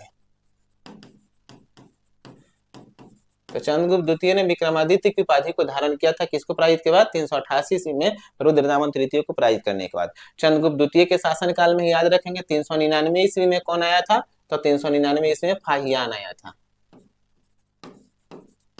चंद्रगुप्त द्वितीय के शासनकाल में 399 ईस्वी में फाहियान भारत आया था, और फाहियान ने एक पुस्तक की रचना की थी, फोपोकी फोकोकी, यानी फोकोकी की रचना की थी। किसके द्वारा किया गया था? चंद्रगुप्त द्वितीय के द्वारा, ठीक, सॉरी, फाहियान के द्वारा किया गया था। फोपोकी फोकोकी जैसी पुस्तक की रचना किसके द्वारा किया गया? फाहियान के द्वारा किया गया। चलिए समुद्रगुप्त के बारे में याद रखेंगे, समुद्रगुप्त को भारत का नेपोलियन कहा था। किसने कहा था? इतिहासकार स्मिथ ने समुद्रगुप्त को भारत का नेपोलियन कहा था। समुद्रगुप्त को कविराज के नाम से भी जाना जाता है, और समुद्रगुप्त के दरबार में हरिसेन जैसे कवि रहते थे, और हरिसेन ने प्रयाग प्रशस्ति जैसी पुस्तक की रचना की थी, और प्रयाग प्रशस्ति जैसी पुस्तक में उन्होंने जिस मिश्रित शैली में लिखी थी उसे चंपू शैली के नाम से जाना जाता है, ठीक है। चंद्रगुप्त प्रथम, ठीक ना। तो चंद्रगुप्त प्रथम जो था गुप्त राजवंश का प्रथम शासक था जिसने महाधिराज की उपाधि को धारण किया था। महाधिराज की उपाधि को धारण करने वाला पहला शासक चंद्रगुप्त प्रथम था। चंद्रगुप्त प्रथम क्या किया था? 319 से 320 ईस्वी में गद्दी पर बैठा था, 319 से 320 ईस्वी में। और इसी के उपलक्ष्य में जो संवत चलाया था चंद्रगुप्त प्रथम, इसे गुप्त संवत के नाम से जाना जाता है। कौन सा संवत? गुप्त संवत के नाम से जाना जाता है, ठीक ना। तो चंद्रगुप्त प्रथम 319 से 320 ईस्वी में गद्दी पर बैठा था, और इसके उपलक्ष्य में एक संवत चलाया था, उसे गुप्त संवत के नाम से जाना जाता है, ठीक है। समुद्रगुप्त के बारे में जानेंगे, इनकी पत्नी का नाम दत्ता देवी था। आगे इनके बारे में बहुत सारा चर्चा होगी अगले क्वेश्चन में। चलिए देखिए 19 नंबर क्वेश्चन था। 20 नंबर क्वेश्चन की ओर बढ़ते हैं। तो इसका आंसर आप लोग समझ चुके होंगे, परम भागवत की उपाधि धारण करने वाला प्रथम शासक कौन था? चंद्रगुप्त द्वितीय। चलिए अगले क्वेश्चन की ओर बढ़ते हैं, और ये क्वेश्चन है 20 नंबर।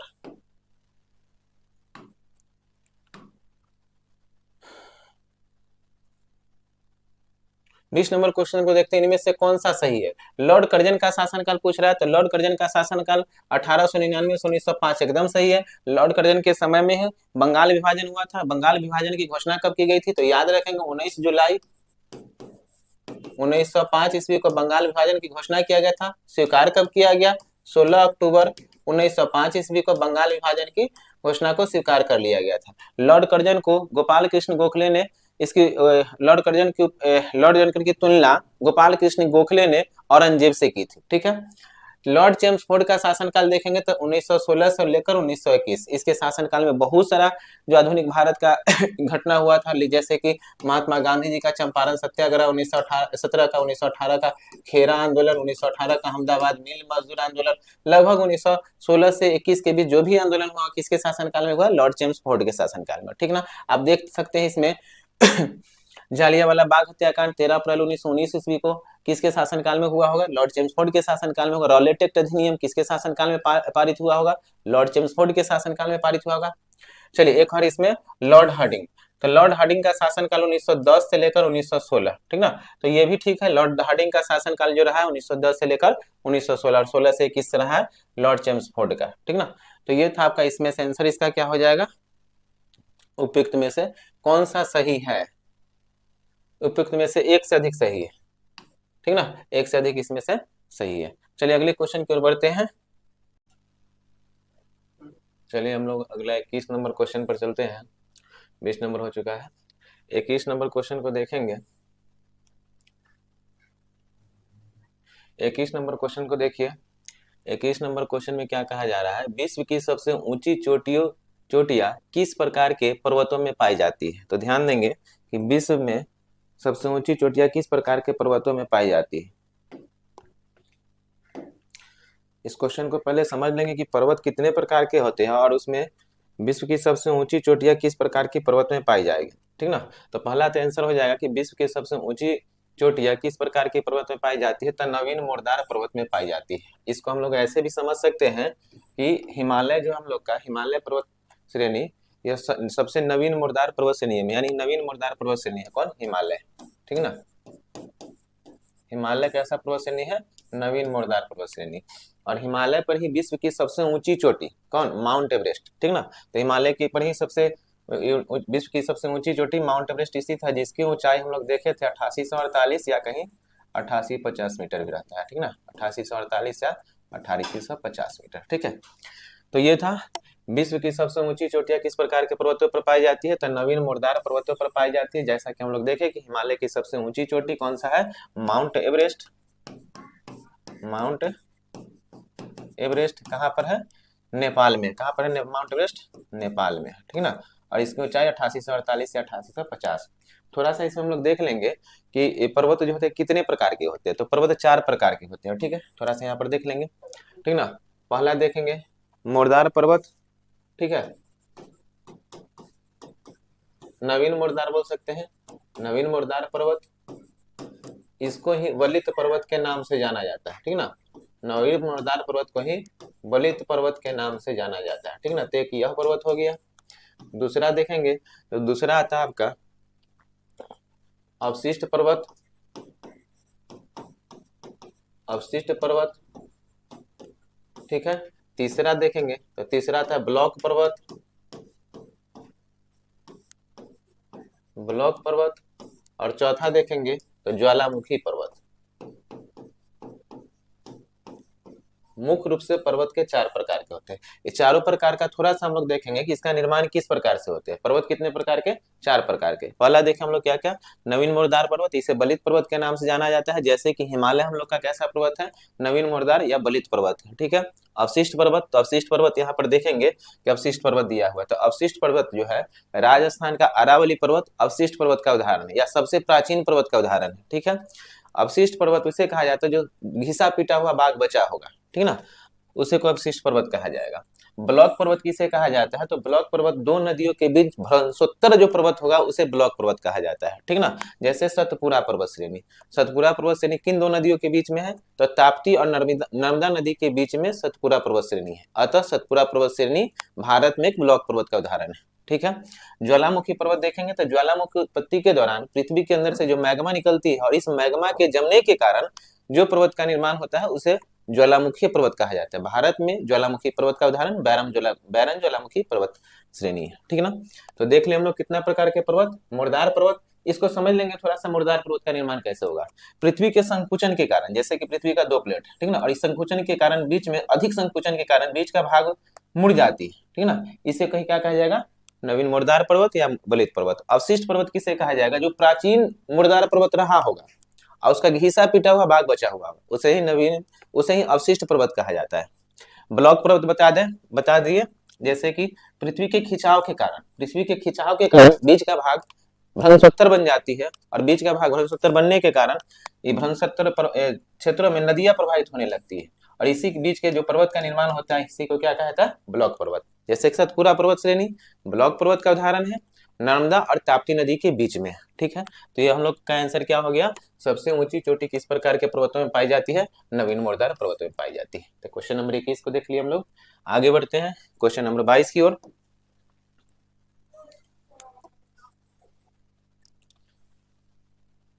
चलिए क्वेश्चन नंबर 22 को हम लोग देखेंगे।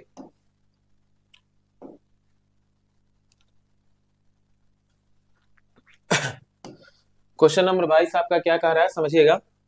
किसने कहा था संसदीय लोकतंत्र का अर्थ है एक व्यक्ति और एक मत, ठीक ना। तो यह कथन जो दिया गया है डॉक्टर भीमराव अंबेडकर के द्वारा, ठीक ना। यह कथन किसके द्वारा दिया गया है, डॉक्टर भीमराव अंबेडकर के द्वारा। तो डॉक्टर भीमराव अंबेडकर के द्वारा कहा गया था संसदीय लोकतंत्र का अर्थ होता है एक व्यक्ति और एक मत, ठीक है। चलिए डॉक्टर भीमराव अंबेडकर के बारे में समझ लेंगे कि संविधान के विषय में थोड़ा सा इनके बारे में जानेंगे कि डॉक्टर भीमराव अंबेडकर को संविधान का शिल्पकार भी कहा जाता है, ठीक ना। और डॉक्टर भीमराव अंबेडकर के बारे में देखेंगे। देखिए संविधान का शिल्पकार डॉक्टर भीमराव अंबेडकर, एक पूछेगा आपका संविधान सभा का शिल्पकार किसे कहा जाता है, एम.एन. राय को। संविधान सभा का शिल्पकार किसे, एम.एन. राय को कहा जाता है।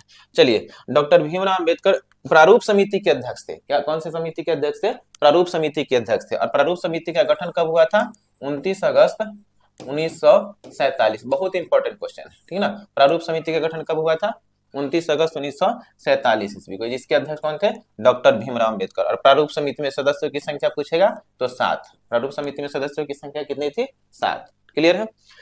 यहाँ पर जवाहरलाल नेहरू ऑप्शन दिया हुआ था। तो जवाहरलाल नेहरू ने महात्मा गांधी जी की मृत्यु पर कहा था कि हमारे जीवन से प्रकाश चला गया है, ठीक है। महात्मा गांधी जी के विषय में आप लोग जानते ही होंगे। तो इसका आंसर क्या हो गया, डॉक्टर भीमराव अंबेडकर। डॉक्टर भीमराव अंबेडकर अनुच्छेद 32 जिसे संवैधानिक उपचारों का अधिकार कहा जाता है, इसे क्या कहा था, संविधान का आत्मा। तो डॉक्टर भीमराव अंबेडकर के द्वारा अनुच्छेद 32 को संविधान की आत्मा की संज्ञा दिया गया, ठीक है। तो ये था हम लोग का क्वेश्चन नंबर 22। आगे की ओर चलते हैं क्वेश्चन नंबर 23 में।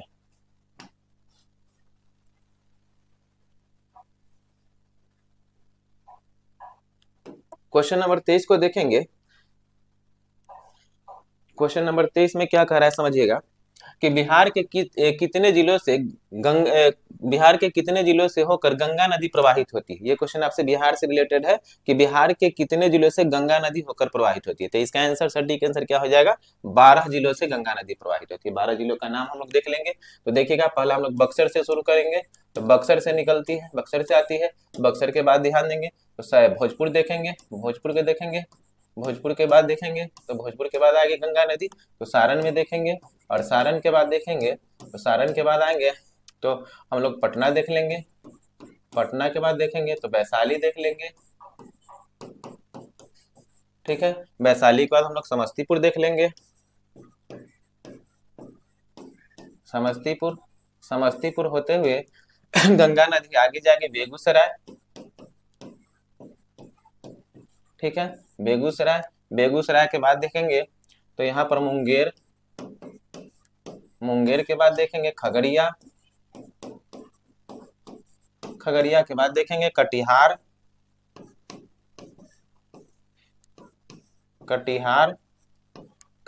के बाद देखेंगे हम लोग भागलपुर, और भागलपुर के बाद एक और देख लेंगे लखीसराय। तो शायद हो गया होगा 12, काउंट कर लेते हैं एक बार। बक्सर, भोजपुर, सारण, पटना, वैशाली, समस्तीपुर, बेगूसराय, मुंगेर, खगड़िया, कटिहार, भागलपुर, लखीसराय। हो गया होगा 12। तो ये 12 जिला से होकर गंगा नदी प्रवाहित होती है, ठीक है। 1 2 3 4 5 6 7 8 9 10 11 12, ठीक है। चलिए, तो 12 जिलों से होकर गंगा नदी बिहार में प्रवाहित होती है। चलिए, और गंगा नदी पूछा जाएगा कि भारत के कितने राज्यों से प्रवाहित होती है, तो गंगा नदी भारत के 5 राज्यों से होकर प्रवाहित होती है। पहले उत्तराखंड से निकलती है, तो उत्तराखंड, उत्तर प्रदेश, बिहार, झारखंड, पश्चिम बंगाल, और पश्चिम बंगाल के बाद कहाँ चली जाती है, बांग्लादेश, और बांग्लादेश के बाद बंगाल की खाड़ी में, ठीक है। चलिए, अगला नंबर क्वेश्चन को देखेंगे हम लोग। तो क्वेश्चन नंबर 23 था, क्वेश्चन नंबर 24, 23 का आंसर क्या हो जाएगा, सी, ठीक है। क्वेश्चन नंबर 24 की ओर बढ़ते हैं।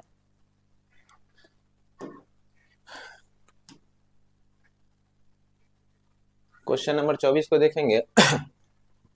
क्वेश्चन क्या है कि ब्रिटिश, क्वेश्चन है आपका कि ब्रिटिश यात्री बर्नियर बिहार के किस मुगल शासक के समय में भारत आया था। ध्यान देंगे, ब्रिटिश यात्री बर्नियर ये फ्रांसीसी चिकित्सक था, ठीक ना। तो ब्रिटिश यात्री बर्नियर जो आया था भारत के किस मुगल शासक, बिहार जो आया था किस मुगल शासक के शासनकाल में।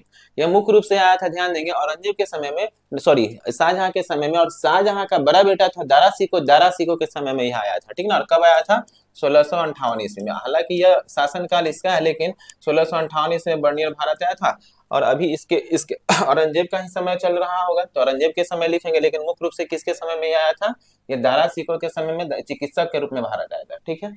इसका आंसर आगे की ओर बढ़ेंगे। कितना नंबर क्वेश्चन था, जहांगीर के शासनकाल में कौन आया था, 1608 ईस्वी में जहांगीर के समय में कौन आया था, भारत आने वाला प्रथम अंग्रेज कैप्टन हॉकिंस, ठीक ना। तो हॉकिंस आया था, हॉकिंस आया था किसके समय में, जहांगीर के समय में। एक और आया था जहांगीर के समय में 1615 ईस्वी में, sir Thomas Roe, sir Thomas Roe किसके समय में आया था, जहांगीर के समय में। कैप्टन हॉकिंस भी जहांगीर के समय में, और सर टॉमस रो में भी जहांगीर के समय में। चलिए, तो आगे बढ़ते हैं। अकबर के समय में 1585 ईस्वी में कौन आया था, रॉल्फ फिंच, ठीक है। तो अकबर के समय में अकबर के समय में 1585 ईस्वी में कौन भारत आया था, तो भारत आया था रॉल्फ फिंच, ठीक है। आगे बढ़ते हैं इसको हम लोग, 24 नंबर क्वेश्चन था।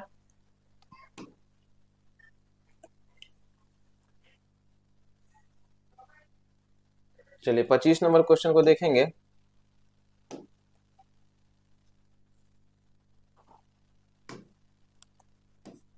पच्चीस नंबर क्वेश्चन क्या है कि द्वितीय गोलमेज सम्मेलन किस प्रकार के प्रश्न पर असफल रहा, ठीक ना। पहले तो गोलमेज सम्मेलन को देखेंगे कि भारत 3 गोलमेज सम्मेलन लंदन में आयोजित किया गया था। 3 गोलमेज सम्मेलन का समय देखेंगे तो पहला गोलमेज सम्मेलन का समय माना जाता है 12 नवंबर 1930, ठीक ना। ये प्रथम गोलमेज सम्मेलन का समय है, ठीक है। दूसरा गोलमेज सम्मेलन का समय देखेंगे तो दूसरे गोलमेज सम्मेलन का समय माना जाता है 7 सितंबर 1931, ठीक है। तृतीय गोलमेज सम्मेलन का समय देखेंगे तो 17 नवंबर 1932। 3 गोलमेज सम्मेलन का आयोजन किया गया। तीनों गोलमेज सम्मेलन का आयोजन लंदन में किया गया था। तीनों गोलमेज सम्मेलन के समय ब्रिटेन के प्रधानमंत्री रैमजे मैकडोनाल्ड थे। और ध्यान देंगे, एक बात और यहाँ पर देख लेंगे, प्रथम गोलमेज सम्मेलन के समय भारत में वायसराय कौन था, लॉर्ड इरविन था, लॉर्ड इरविन था। द्वितीय गोलमेज सम्मेलन और तृतीय गोलमेज सम्मेलन के समय कौन था, तो लॉर्ड वेलिंगटन, लॉर्ड वेलिंगटन था, ठीक ना। एक क्वेश्चन पूछा जाएगा आपसे कि कौन से गोलमेज सम्मेलन में महात्मा गांधी जी भाग लेने के लिए गए थे, या कांग्रेस के कोई प्रतिनिधि भाग लेने के लिए गए थे, तो द्वितीय गोलमेज सम्मेलन में महात्मा गांधी जी भाग लेने के लिए लंदन गए थे, ठीक है। द्वितीय गोलमेज सम्मेलन में भाग लेने के लिए गए थे। एक क्वेश्चन आपसे पूछा जाएगा कि कौन ऐसे व्यक्ति थे जो तीनों गोलमेज सम्मेलन में तीनों गोलमेज सम्मेलन में गए थे, ठीक है। डॉक्टर बी आर अम्बेडकर, ठीक ना। डॉक्टर भीमराव अम्बेडकर तीनों गोलमेज सम्मेलन में शामिल हुए थे। एक तेज बहादुर सप्रू का भी नाम आता है, ठीक ना।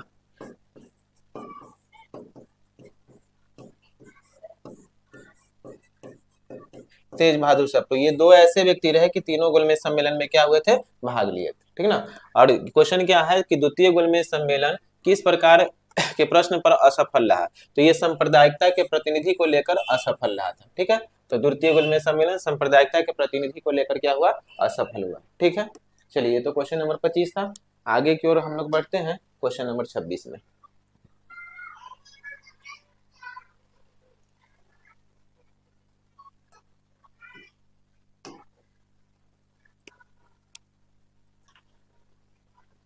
चलिए क्वेश्चन हम लोग का क्या है कि क्वेश्चन है सिजदा और फाबोस की परंपरा किसके द्वारा प्रारंभ की गई थी। ठीक है, तो सिजदा और फाबोस की परंपरा किसके द्वारा प्रारंभ की गई थी। तो ये सिजदा और फाबोस की परंपरा इल्तुतमिश है, कुतुबुद्दीन ऐबक है, बलबन नहीं, तो किसके द्वारा किया गया है, बलबन के द्वारा। बलबन के द्वारा ही सिजदा और फाबोस जैसी परंपरा को प्रारंभ किया गया था। सिजदा और फाबोस क्या कहा जाता है, सिजदा कहा जाता है झुक कर सलाम करना या प्रणाम करना, उसे सिजदा कहा गया।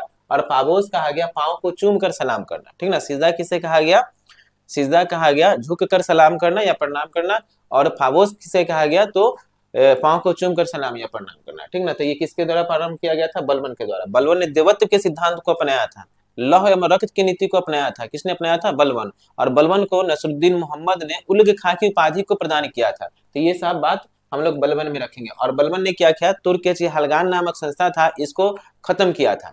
ठीक ना, तो तुर्क हलगान नामक संस्था को किसके द्वारा समाप्त किया गया था, बलबन के द्वारा। नवरोज जैसा त्योहार किसके द्वारा मनाया गया था, बलबन के द्वारा प्रारंभ किया गया था। ठीक ना, इल्तुतमिश है, तो इसका आंसर क्या हो जाएगा, बलबन। इल्तुतमिश के बारे में याद रखेंगे आप। गुलाम राजवंश का वास्तविक संस्थापक किससे कहा जाता है, इल्तुतमिश को। इल्तुतमिश का शासनकाल आप लोग याद रख सकते हैं। ठीक है, तो इल्तुतमिश का शासनकाल देखेंगे 1211 से, कहीं कहीं आपको 10 से भी मिलेगा। ठीक है, तो 1211 से 1236। ठीक ना, तो ये इल्तुतमिश का शासनकाल रहा है। ठीक ना, इल्तुतमिश को गुलामों का गुलाम कहा जाता है। ठीक ना, इल्तुतमिश को गुलामों का गुलाम कहा जाता है। क्यों, क्योंकि मोहम्मद गौरी का गुलाम था कौन, कुतुबुद्दीन ऐबक, और कुतुबुद्दीन ऐबक का गुलाम कौन हुआ, इल्तुतमिश, इसीलिए इल्तुतमिश को गुलामों का गुलाम कहा गया। ठीक है, चलिए आगे ध्यान देंगे कुतुबुद्दीन ऐबक के बारे में, इल्तुतमिश के बारे में। एक पॉइंट और याद रखिएगा, बहुत इंपॉर्टेंट पॉइंट है, जो कि क्वेश्चन पूछा जाता है कि इल्तुतमिश के शासनकाल में के बारे में कि मंगोल आक्रमणकारी था एक चंगेज खां। ठीक ना, तो मंगोल आक्रमणकारी चंगेज खां किसके शासन काल में भारत आया था, ये सिंधु नदी के तट पर आया था। ठीक ना, तो मंगोल आक्रमणकारी चंगेज खां इल्तुतमिश के शासन काल में मकबरनी का पीछा करते हुए सिंधु नदी के तट पर आया था। तो ये क्वेश्चन बहुत इंपॉर्टेंट है, जो कि एग्जाम में पूछा जाता है। कब आया था, 1221 ईस्वी में। ठीक ना, मकबरनी का पीछा करते हुए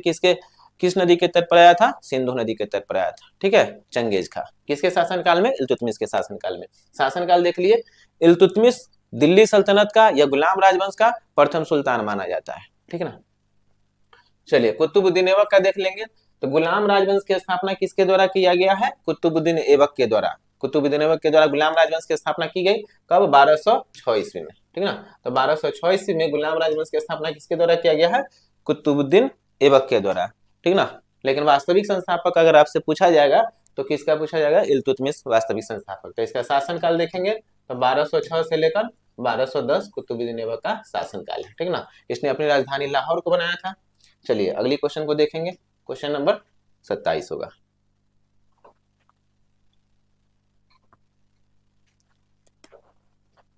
क्वेश्चन नंबर 27 को हम लोग देखते हैं।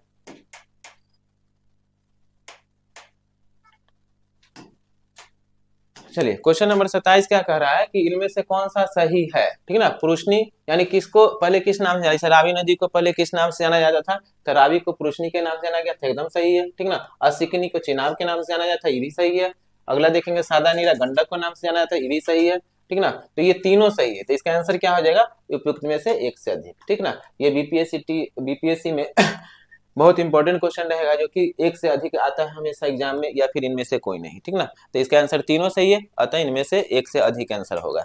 ठीक है, आगे ध्यान देंगे तो अगला अगला क्वेश्चन पर ध्यान दीजिए, चाबी लीजिए। चलिए अगले क्वेश्चन को देखते हैं।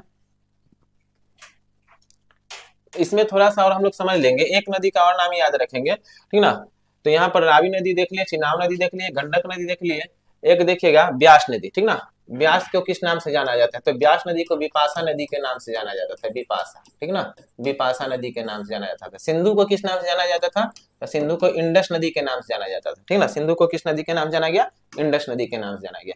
इसमें ध्यान देंगे, ये पांचों नदियों को, जो सिंधु की 5 नदी से पंचनदी के नाम से जाना जाता है, और इसको इसके बीच में क्या हुआ है ना, इसके बीच में थोड़ा सा एक बात समझेंगे, बहुत इंपॉर्टेंट बात है, जो कि हमेशा एग्जाम में पूछा जाता है। जैसे ध्यान देंगे, मान ली कि ये तिब्बत का मानसरोवर झील है और यहाँ से सिंधु नदी निकली थी। ठीक ना, सिंधु नदी निकली थी। भारत का थोड़ा सा मैप ऐसे ही बना लेंगे। ठीक है। मान लीजिए कि भारत का ऊपरी हिस्सा है और ध्यान देंगे इधर तिब्बत का क्षेत्र है और तिब्बत के क्षेत्र से कौन सा नदी निकल रही है, सिंधु नदी, ठीक ना। सिंधु नदी लद्दाख होते हुए पाकिस्तान में चली जाती है और कहाँ पर गिरती है, अरब सागर में, ठीक है।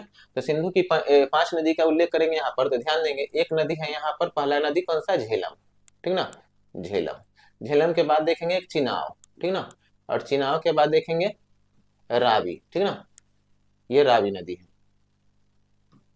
रावी के बाद देखेंगे ब्यास, और ब्यास के बाद एक राकसताली झील से नदी निकलेगा, यहाँ पर राकसताली झील होगा, और यहाँ से निकलेगा कौन सा नदी, सतलज नदी, ठीक ना। और सतलज नदी मिल जाए, सतलज नदी में ब्यास नदी मिल जाएगी, और आगे जाकर ये सब नदी मिलेगी किसमें, सतलज में, और सतलज मिल जाएगी सिंधु में, ठीक ना। इसी सबको पंचनद के नाम से जाना जाता है, इसको समझेंगे थोड़ा सा। तो ये जो है आपका सिंधु नदी, ये है जो झेलम नदी, ठीक है, ये जो है चिनाव नदी, ठीक ना, ये है रावी नदी, ये है ब्यास नदी, और ये जो है आपका सतलज नदी।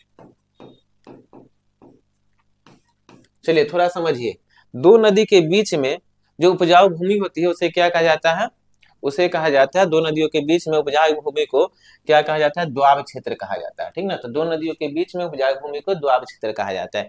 इन सभी दो नदियों के बीच में द्वाब क्षेत्र है और इसका अलग अलग नाम है, इन सभी का नाम याद रख लेंगे थोड़ा सा, और नाम याद रखना बहुत आसान है। देखिए यहाँ पर सिंधु और झेलम है, तो सिंधु और झेलम के बीच के द्वाब को क्या कहा जाता है, सिंध सागर द्वाब। इसके बीच के द्वाब को क्या कहा गया, सिंध सागर द्वाब, ठीक ना। झेलम और चिनाब है, तो इस दोनों के नदियों के बीच के द्वाब को क्या कहा गया, चार्ज द्वाब। कौन सा द्वाब, चार्ज द्वाब, ठीक ना। चिनाब और रावी है, ठीक ना, तो इन दोनों के नदियों के बीच के द्वाब को क्या कहा गया, रचना द्वाब। कौन सा कहा गया, रचना द्वाब, ठीक है। और ध्यान देंगे यहाँ पर रावी और ब्यास है, इस नदी को बीच, इन दोनों नदियों के बीच के द्वाब को क्या कहा गया, बारी द्वाब, ठीक ना, कौन सा, वारी द्वाब। और एक बच गया ब्यास और सतलज के बीच के द्वाब क्षेत्र को क्या कहा गया, तो यहाँ ध्यान देंगे इसको कहा गया विष्ट द्वाब, ठीक ना। तो दो नदी के बीच के उपजाऊ भूमि को क्या कहता है, द्वाब क्षेत्र, और यहाँ पर पांचों नदियों के द्वाब क्षेत्र को हम लोग देख लिए, ठीक ना। तो इस क्वेश्चन को हम लोग याद रखेंगे। ये सिंधु नदी है, मानसरोवर झील से निकलती है, जाकर गिरती है कहाँ पर, अरब सागर में गिरती है, ठीक ना। यहाँ पर मिठानकोट के पास सभी नदी आकर इससे मिल जाती है। ये सतलज नदी हुआ, राकसताल झील से निकलती है और भारत में शिव किला दर्रा से भारत में प्रवेश करती है, और यहाँ पर इससे आकर मिलती है कौन सा नदी, कपूरथला के पास हरिके बराज नामक स्थान पर ब्यास नदी आकर मिलती है, ठीक है। तो ये था हम लोग का, इसका आंसर हम लोग बता चुके हैं। कौन सा आंसर था, एक से अधिक, ठीक है। 27 नंबर क्वेश्चन था, हम लोग 28 नंबर क्वेश्चन की ओर बढ़ते हैं। चलिए 28 नंबर क्वेश्चन को हम लोग देखते हैं। 28 नंबर क्वेश्चन में क्या है, कोटेश्वर परियोजना किस नदी पर स्थित है, ठीक है। तो कोटेश्वर परियोजना हम लोग देखेंगे, कोटेश्वर परियोजना जो है भागीरथी नदी पर स्थित है, ठीक है। कोटेश्वर परियोजना किस नदी पर स्थित है, भागीरथी नदी पर स्थित है, और कहां पर है, उत्तराखंड में, उत्तराखंड में है कोटेश्वर परियोजना, ठीक ना। भागीरथी नदी पर एक और परियोजना देखेंगे, भागीरथी और भिलंगना नदी के संगम पर एक और परियोजना है, कौन सा, टिहरी बांध परियोजना, ठीक ना, टिहरी बांध परियोजना। भागीरथी और भिलंगना नदी के संगम पर टिहरी बांध परियोजना है, ठीक है। चलिए चिनाव नदी पर परियोजना को देख लेते हैं। तो चिनाव नदी पर परियोजना है सलाल परियोजना, सलाल परियोजना, ठीक ना, दुलहस्ती परियोजना, दुलहस्ती परियोजना, एक और ध्यान रखेंगे हिडकल परियोजना। ये सब कौन सा नदी पर है, चिनाव नदी पर है, ठीक ना। झेलम नदी पर देखेंगे तो झेलम नदी पर है तुलबुल परियोजना, ठीक है, तुलबुल परियोजना। उड़ी परियोजना, कौन सा, उड़ी परियोजना, ये सब कौन सा नदी पर है, उड़ी और तुलबुल झेलम नदी पर, ठीक है। तो ये 28 नंबर क्वेश्चन का आंसर क्या आ जाएगा, कुटेश्वर परियोजना किस नदी पर है, भागीरथी नदी पर, ऑप्शन नंबर ए, ठीक। अगला अब हम लोग कितना नंबर क्वेश्चन पे बढ़ेंगे, 29 पे। 29 नंबर क्वेश्चन जो है देखेंगे,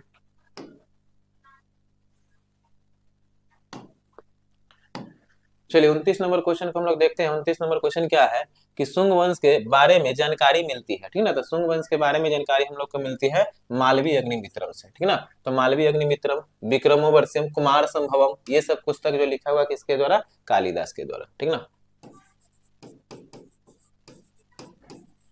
कालिदास के द्वारा लिखा हुआ पुस्तक है, ठीक ना। मालवीय अग्निमित्रम, विक्रमोर्वशीयम, कुमार संभवन, मेघदूत, ये सब पुस्तक लिखा हुआ है कालिदास के द्वारा, ठीक ना। सोमदेव कथा कथित सागर, ठीक ना,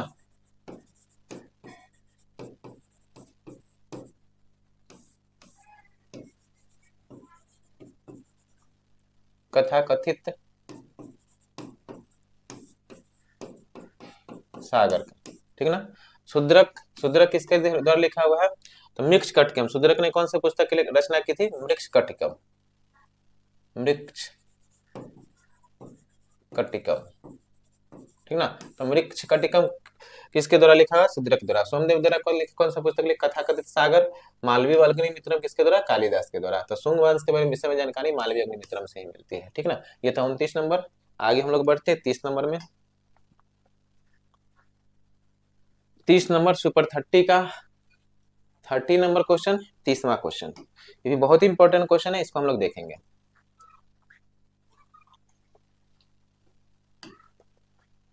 तीस नंबर क्वेश्चन जो आपका, मुस्लिम लीग के किस अधिवेशन में बांटो और छोड़ो, ठीक ना, या विभाजित करो और जाओ का नारा दिया गया था, ठीक ना। तो बहुत इंपॉर्टेंट क्वेश्चन है। मुस्लिम लीग के कराची अधिवेशन में, कौन सा, 1943 में कराची सम्मेलन आयोजन हुआ था, अधिवेशन हुआ था, और इसी अधिवेशन में क्या नारा दिया गया था, बांटो और छोड़ो या फिर विभाजित करो और जाओ का नारा दिया गया था। इस अधिवेशन की अध्यक्षता किसके द्वारा, मोहम्मद अली जिन्ना के द्वारा, ठीक ना, किसके द्वारा, मोहम्मद अली जिन्ना के द्वारा कराया गया था, ठीक है। एक और याद रखेंगे, लाहौर अधिवेशन हुआ था 1940 में, और लाहौर अधिवेशन 1940 में क्या चीज की मांग की गई थी, इसमें भी मोहम्मद अली जिन्ना के द्वारा कराया गया था अध्यक्षता, और इसमें मांग की गई थी क्या चीज, पाकिस्तान की मांग की गई थी प्रथम बार, ठीक ना, पाकिस्तान की। पाकिस्तान शब्द किसके द्वारा दिया गया था, चौधरी रहमत अली के द्वारा पाकिस्तान शब्द दिया गया था। कैम्ब्रिज विश्वविद्यालय के छात्र थे और इनके द्वारा पाकिस्तान शब्द पहला बार दिया गया था। तो ये था क्वेश्चन हम लोग का 30 नंबर। तो हम लोग देखें क्या, 30 क्वेश्चन का अच्छा तरह से डिस्कशन है, इसको आप लोग अच्छी तरह से नोट कर लेंगे और इसको याद करने का कोशिश करेंगे, ठीक ना। पहला वीडियो था, आप लोग को कैसा लगा इसके बारे में आप सभी कमेंट बॉक्स में इसके बारे में लिखेंगे, और अगला नेक्स्ट वीडियो हम लोग जल्द ही कल प्रोवाइड करते हैं, ठीक ना। कल अगले सेशन के लिए तैयार रहेंगे आप लोग। मंत्रा क्लासेस के यूट्यूब चैनल से जुड़े रहने के लिए आप लोगों को धन्यवाद। तो ये आप लोग का 30 क्वेश्चन कंप्लीट हो चुका है। आंसर यहाँ पर लिखा हुआ है, आंसर मिला लेंगे डिस्कशन से, हो सकता है कि डाउट कुछ हो। 30 क्वेश्चन आपका हो चुका है। थैंक यू, धन्यवाद आप सभी को। ये आपका क्वेश्चन खत्म हो गया है, ठीक है। तो आप लोग मंत्रा क्लासेस से जुड़े यूट्यूब चैनल से, और अगले सेशन कल डाल दिया जाएगा फिर से, और आप लोग नित्य डेली इसका प्रैक्टिस किया कीजिए। बीपीएससी TRE 4 के लिए बहुत लाभकारी होगा, और ये TRE 4 के लिए ही नहीं बल्कि किसी भी एग्जाम के लिए जो यह क्वेश्चन होगा, सब एग्जाम में एक ही तरह का क्वेश्चन पूछा जाता है। जीके किसी भी एग्जाम का प्रॉपर नहीं होता है, ठीक ना। तो आप लोग क्या करेंगे, डेली प्रैक्टिस किया कीजिए। धन्यवाद।